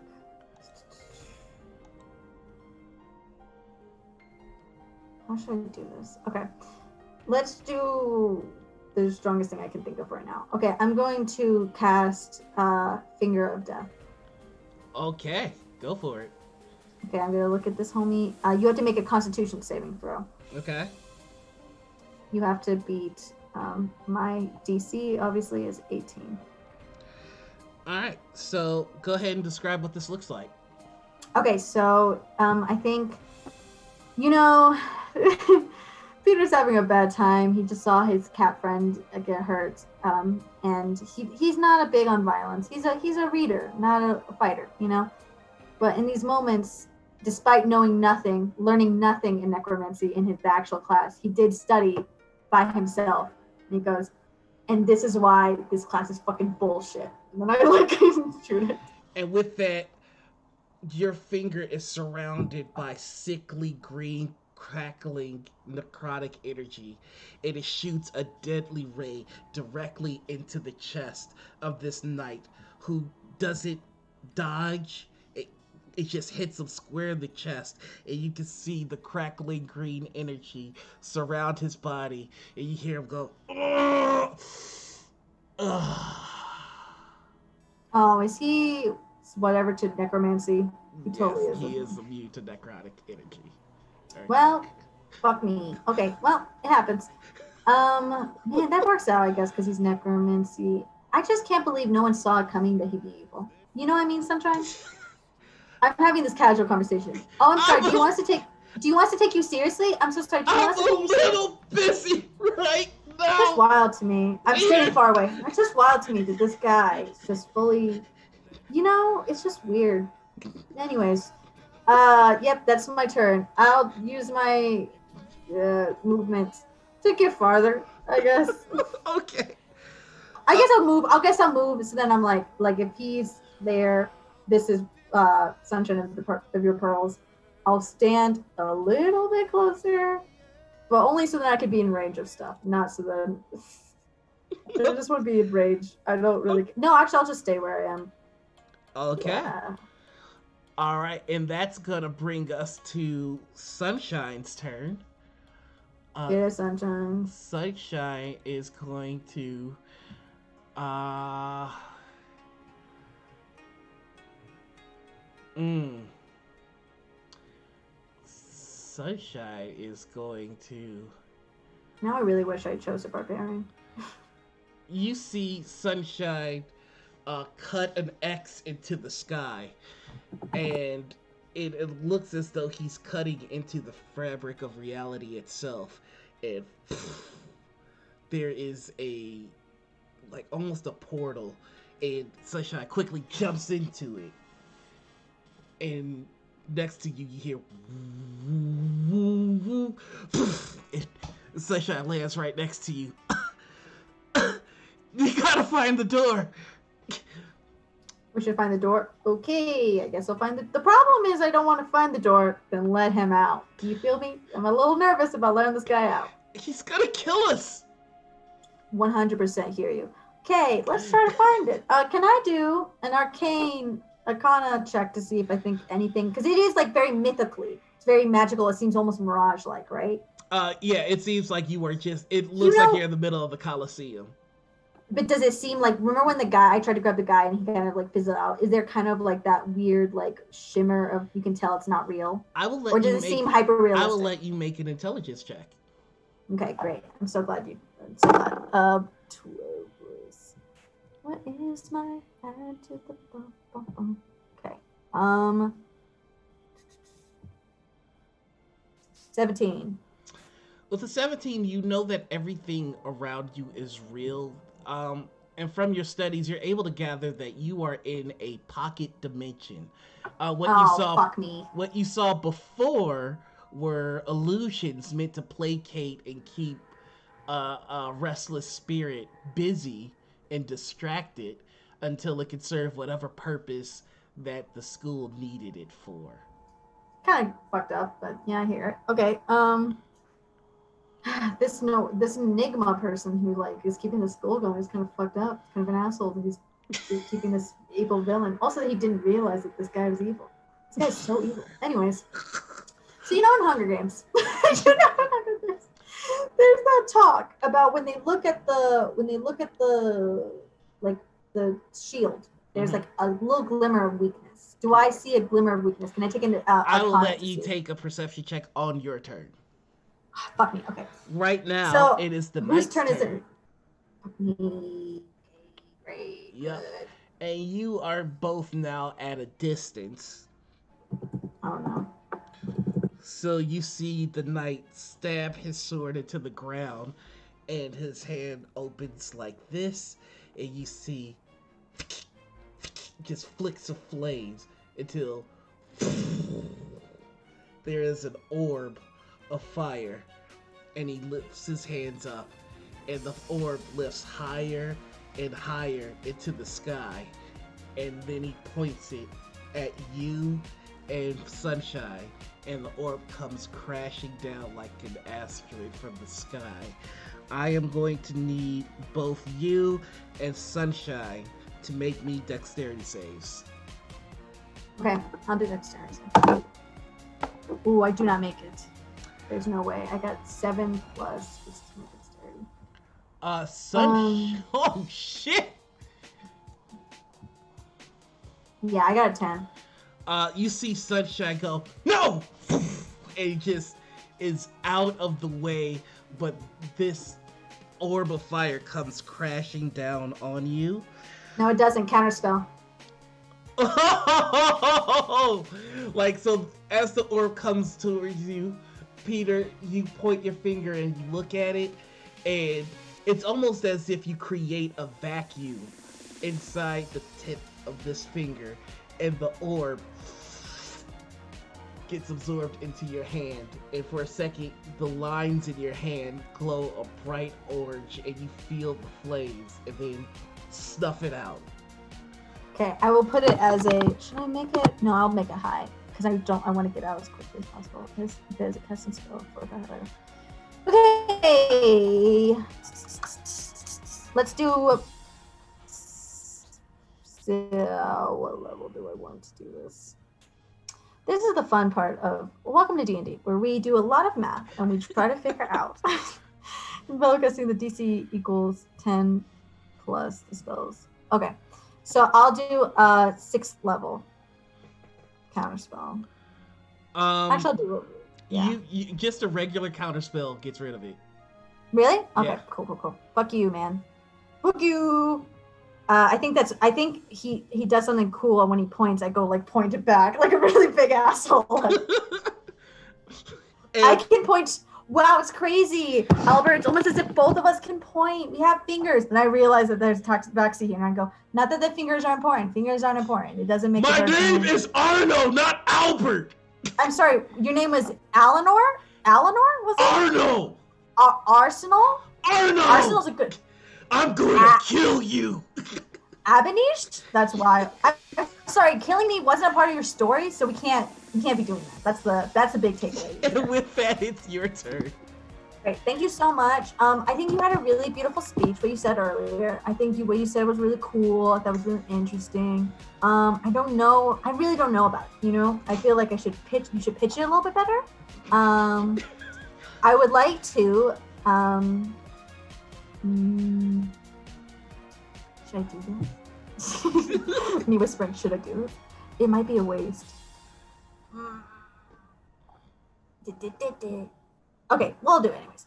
There's no reason not to. Okay, I'll point. I'll go. We're pointing again. We're pointing. I'll do 2 points, and I'll do true strike to see what's going on in there, and try to make myself have advantage next time. Okay. So your next melee attack has advantage. Melee Oh, I or don't have ranged. melees. Yeah. Yeah, so never mind. I will Okay. do. I got you. Man, wizards suck, bro. Okay, sorry. No, they don't. No one jump on my throat. If ever, dang. Okay. It'd be nice if the bestow curse just stuck. You know, it'd be really cool if it just hung out for a little bit longer. Okay, I'll do a really low bestow curse again. Because from far, you can attack me. Does bestow curse? Is that a ranged spell? That's stealthy if it It is. has to be. Oh yeah, it has to be. Oh, it's touch. Fuck me. Yep. Damn it. Okay. Okay. What can I do? Fuck me. Banishment would be a bit dumb because they're kind of native to this plane of existence. If not, they're going to start some issues other places, so we can't do that. Necromantic, not good because, necromancy, not great. I mean, I would say that that the story of Arno, he is. I was building a character during the story. You know this. No. I'm helping you out here. You Okay. know that from the story of Arno that he is native to the material plane. You are not currently on the material plane. You also know that banishment can be temporary. True, and then we can have enough time to find a door. You also know that whatever he is now may not be native to the material plane, but you're certain that he's not native to this plane. So you're not exactly sure where he might go, but you know it wouldn't be here, and you know that wherever you send him won't be forever. Okay. Let's just try it. Let's try to get this homie home, away from me. Let's point to him, and then he has to succeed on a charisma saving throw. Is he charismatic? I feel like he'd be. I'll go do a little and be like, "Fuck out of here, bruh." Okay, please tell me what this looks like. So glad you asked. I think I'm looking around gotta find a door, looking around, looking for the door. And then when I can't find the door, I'm going to go, you're really distracting me. I'm trying to find the door and you're really distracting me. And I'd love to play this game of you throwing things and me counterspelling and then you hitting me and me going, ow. This would be really, really fun.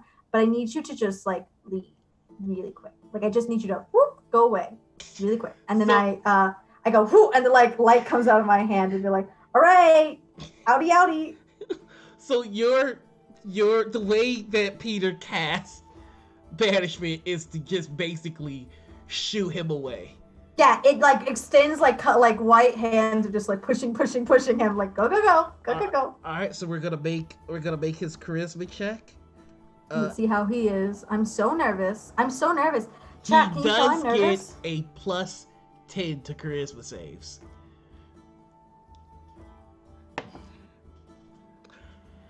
However, he rolled a 5. Yes. He doesn't get it. So you see him go, ah! Okay, we have some time. Come on, let's go find it. So I'd like to take my turn, and I would like to do an investigation, or whatever you want me to do. So the target is going to remain gone until the spell ends, and the spell lasts for 1 minute. Not great. I'll cast it, then I'll cast it really high. I'll cast it because I can. When you cast the spell using a higher level, all that changes is the amount. It's just to make it higher. Fuck me. Okay, we got to go. Okay, we gotta find the door. Yeah. So, do you want me to do an Arcana, or how would you want me to? I would say go ahead and roll me a perception check. Right. Okay. My perception is okay. My perception is fine. Guys, I'm so nervous. Can you guys tell? I got a 14. A 14. Um, so you're looking around and all you see is an arena. There doesn't seem to be any signs of an exit. I'm gonna make. Hey, sunshine of your pearls. I've been making a lot of choices by myself. I remember that you and I are in this together. Right? Do you think this might be really bad? Do you think I could? This is a magic place. Yeah. This is a bad idea, probably. Okay.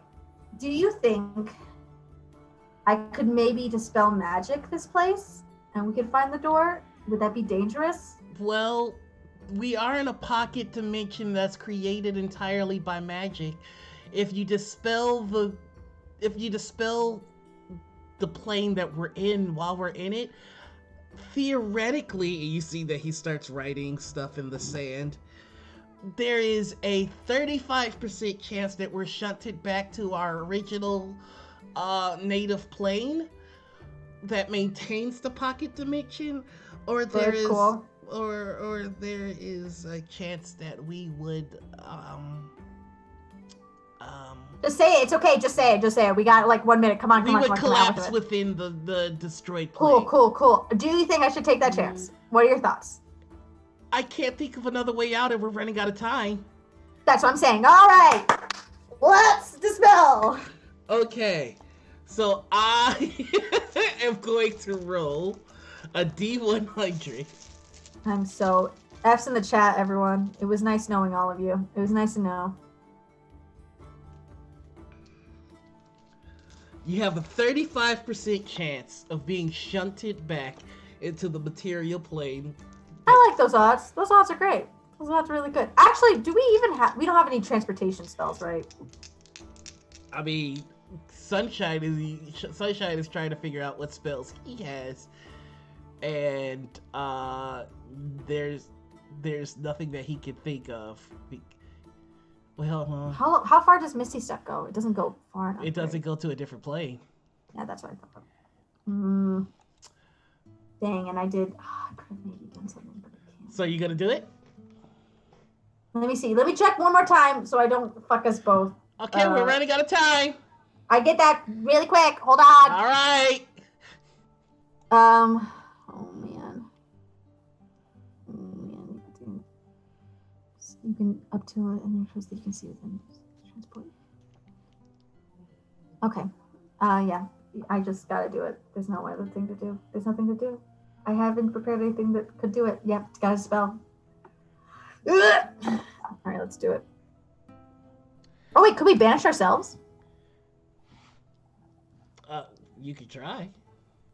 Because that is our native of existence. We're a native people. But you know, banishment only lasts a minute. So, yeah.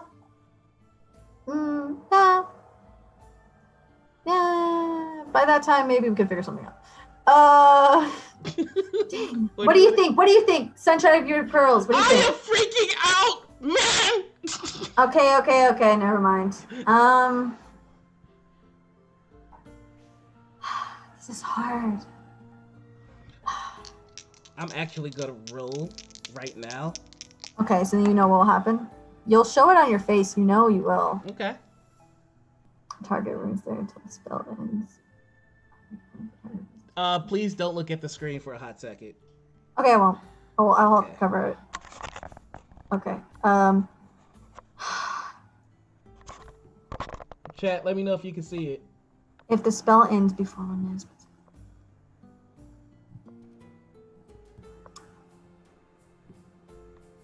Okay, wait, stop showing it now. Okay. I gotta think. I made a decision. Okay. This is so hard! Okay, we're gonna just... No, we just gotta dispel. We gotta dispel. I've got us into this mess. We gotta get us out. We gotta dispel. I'm so sorry, Sunshine of your pearls. I'm so sorry. I hope one of us ends up okay. I'm so nervous. What are you gonna do? I'm gonna dispel. All right, and with that, Peter, you rub your hands together. You've got. And I say, boy, just kidding. I'm not gonna say that. Fuck you. One last meme while I'm gone. So you rub your hands together. You see that it's crackling with arcane energy, purples and blues, and you slam your hands into the sand. And you watch as the purple and blue electricity start to shred the plane into existence. You see the sky shatter, and you watch the Colosseum start to fall apart. And as everything falls away, the world starts to go to white, and the white light is blinding. It's almost to the point where you have to close your eyes, and as you close your eyes you feel pressure, as it seems as though the world around you is starting to crush you. You feel as though you're starting to fold, and then there's nothing. You try to take a deep breath, but there is no breath. You try to feel your skin, and there is no skin. It feels as if you are just the lingering moments of consciousness. And then in that same breath, you feel a rush of air fill your lungs as you land right outside the gates. And you hear Sunshine go, "Oh my god! That was the worst field trip ever." Maybe next time, when the sign says we don't go somewhere, we don't go somewhere. You and I both know I'm not gonna listen to that. I don't learn from experience. I only learn from books. Sunshine is crying. Stop crying! Stop it! Where are we? Right outside the door? Where are we at? You're right outside the gate that you dispelled. That's so funny. Stop crying!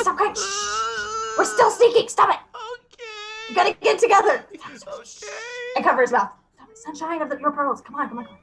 Shh, everything's fine. We're just gonna chill. Everything's chill. We're totally fine. Okay. And you start to make your way back to the common area. Go ahead and roll me a stealth.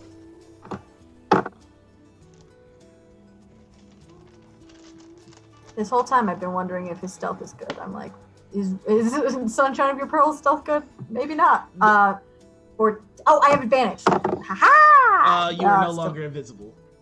Oh, fine. Well, I have advantage anytime for some reason, because I don't know. Maybe because I'm...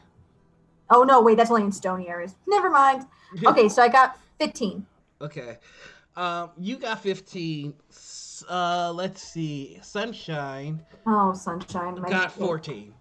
He rolled 4. It's you and I.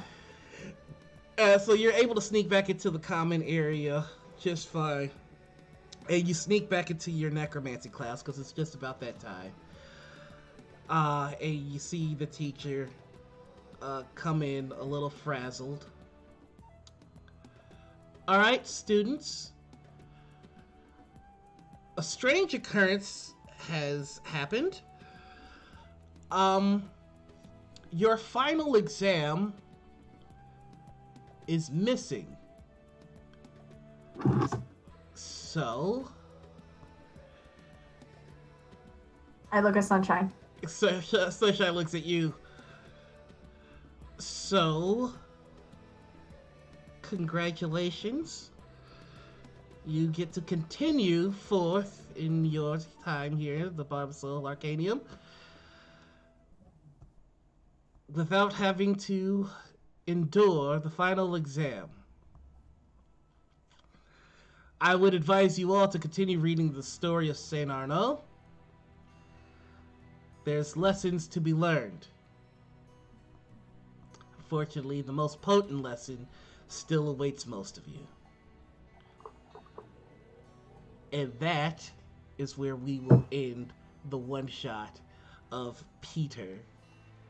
I right here, Violet. Just as a tag, though, a couple of weeks later, Peter and Sunshine are hanging out, having become pretty good friends over time.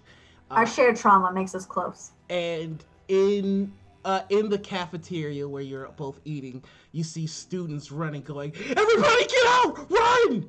And you see a very familiar knight making his way down the hallway. And that is the story of Peter Violet and sunshine of your pearls. Peter 100% sees it and says, "Hey, you improve your laugh."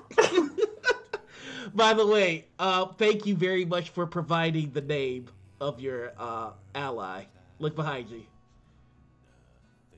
You fucking And dumbass. on I the hate other you. side. Sunshine. Fucking, you're so stupid. You're so dumb. I hate you fully. I can't even. You're so dumb. Sunshine of your. You literally did the comedy thing. You did the comedy thing of look around the room and name it after the things around you. Are you kidding me? Are you kidding me? This is so dumb. I was like, fuck, I gotta think of a name. Who has weird names? Tabaxis have weird names. Sunshine of your pearls. You're bonkers, and I love it. That was Man. a fun one shot. What was your role? What was your role? Oh, 30. Sorry. Oh my god. I barely made it. I barely made it. Oh, I'm so glad Sunshine's okay. I think this time we'll be okay. Sunshine. I think in those few weeks we were studying a lot because Sunshine of Your Pearl was definitely forcing like, you need to learn more aggressive spells. I'm like, I don't know what you're on about. Stop learning necromancy spells. Shut up. I love necromancy spells. For everybody that is curious, because I saw a few guesses as to what Sunshine was. Sunshine was a blade singer. Yes. Thank you so much. Thanks, Martin. Thank you for the fix. I saw a couple of guesses. They were good guesses, but someone named him. I think someone said it. Yeah, I think Anita called it. Anita knows that I love fucking blade singers. Yeah, Saint Arnold. Is he a Death Knight? I can't see the screen. Yes. Death Knight. Yeah, he is. It's a Death Knight. He's scary. I love the evil laugh. Everyone would know he's evil from his laugh. They'd be like, "This guy's weird, right? This guy's not a good guy." The lesson that they were teaching is they wanted you to understand the life of a person who would then become an undead being, so that you fully appreciate the power of necromancy. But we didn't learn any spells. How would we even fight them? How were we supposed to fight? Oh, because we didn't know any necromancy, so it didn't matter. What they were going to do was they were going to bring in Arno to show you this is what necromancy can create. And then they were going to show you the different effects of that necromancy can have on undead using him as a test dummy. Oh, I don't love that. He was a bad guy, but a little shitty. Oh, once you found out all the other shit that he did, you'd be like, oh. Valid. I love me. Oh man, Sunshine is so funny. I feel like I wanted to be nerdy, but Sunshine was so nerdy that I was like, never mind, I guess I'll be cool. Sunshine was so cute. I hate when you play cute characters because I like them too much. The lesson was that if you meet someone with that laugh, they're 100% gonna be a Death Knight. 100% what I learned. 100% what I learned. That should be the end of the Deep Dish. What did you learn today? Well, I learned that evil laughs 100% mean Death Knight, and I also learned tabaxis can walk really quiet because they have little soft paws. Little soft paws. Very soft paws. So, the way that we're gonna end Dungeons and Deep Dish is one. Tell us what about Peter most relates to you. I think Peter has, because he's been kind of cooped up in one area, and I think I feel very cooped up sometimes, that he has a sense of adventure. He wants to see everything and do everything and rebel. And he doesn't want to rebel in the mean way. Like, he doesn't want to hurt people. He just wants to see what he can see. He wants to push the boundaries. I think he and I both have that in common. I liked breaking the rules. I don't break rules very often, so it's very cool. In D&D, that's my favorite thing about D&D is I can do some escapism and not be the goody-goody that I am usually. I gotta tell you, one of the things that I loved about Peter was just how he was chastising the bad guy the entire time. Love that for him. 2, please tell us where we can find you. Ooh, You can find me on Twitter at Boondoggle. So if you're wondering how to spell it, it's BOON big DOGGLES _ And you can see me talk about tabletop RPG, rant about inclusion in the both within the sphere of tabletop RPG and in life. And you can also see me hitting on my friends and posting thirst traps. So come for all of those things. Please do, please do. And last but not least, did you have a favorite moment? My favorite moment is you complimenting me. I liked it. It warmed my heart. I felt full inside. I felt nice and warm and fuzzy. I didn't expect you to say such really wonderful things. Yeah. It is nice because you're a role player that I also very much admire and I respect deeply.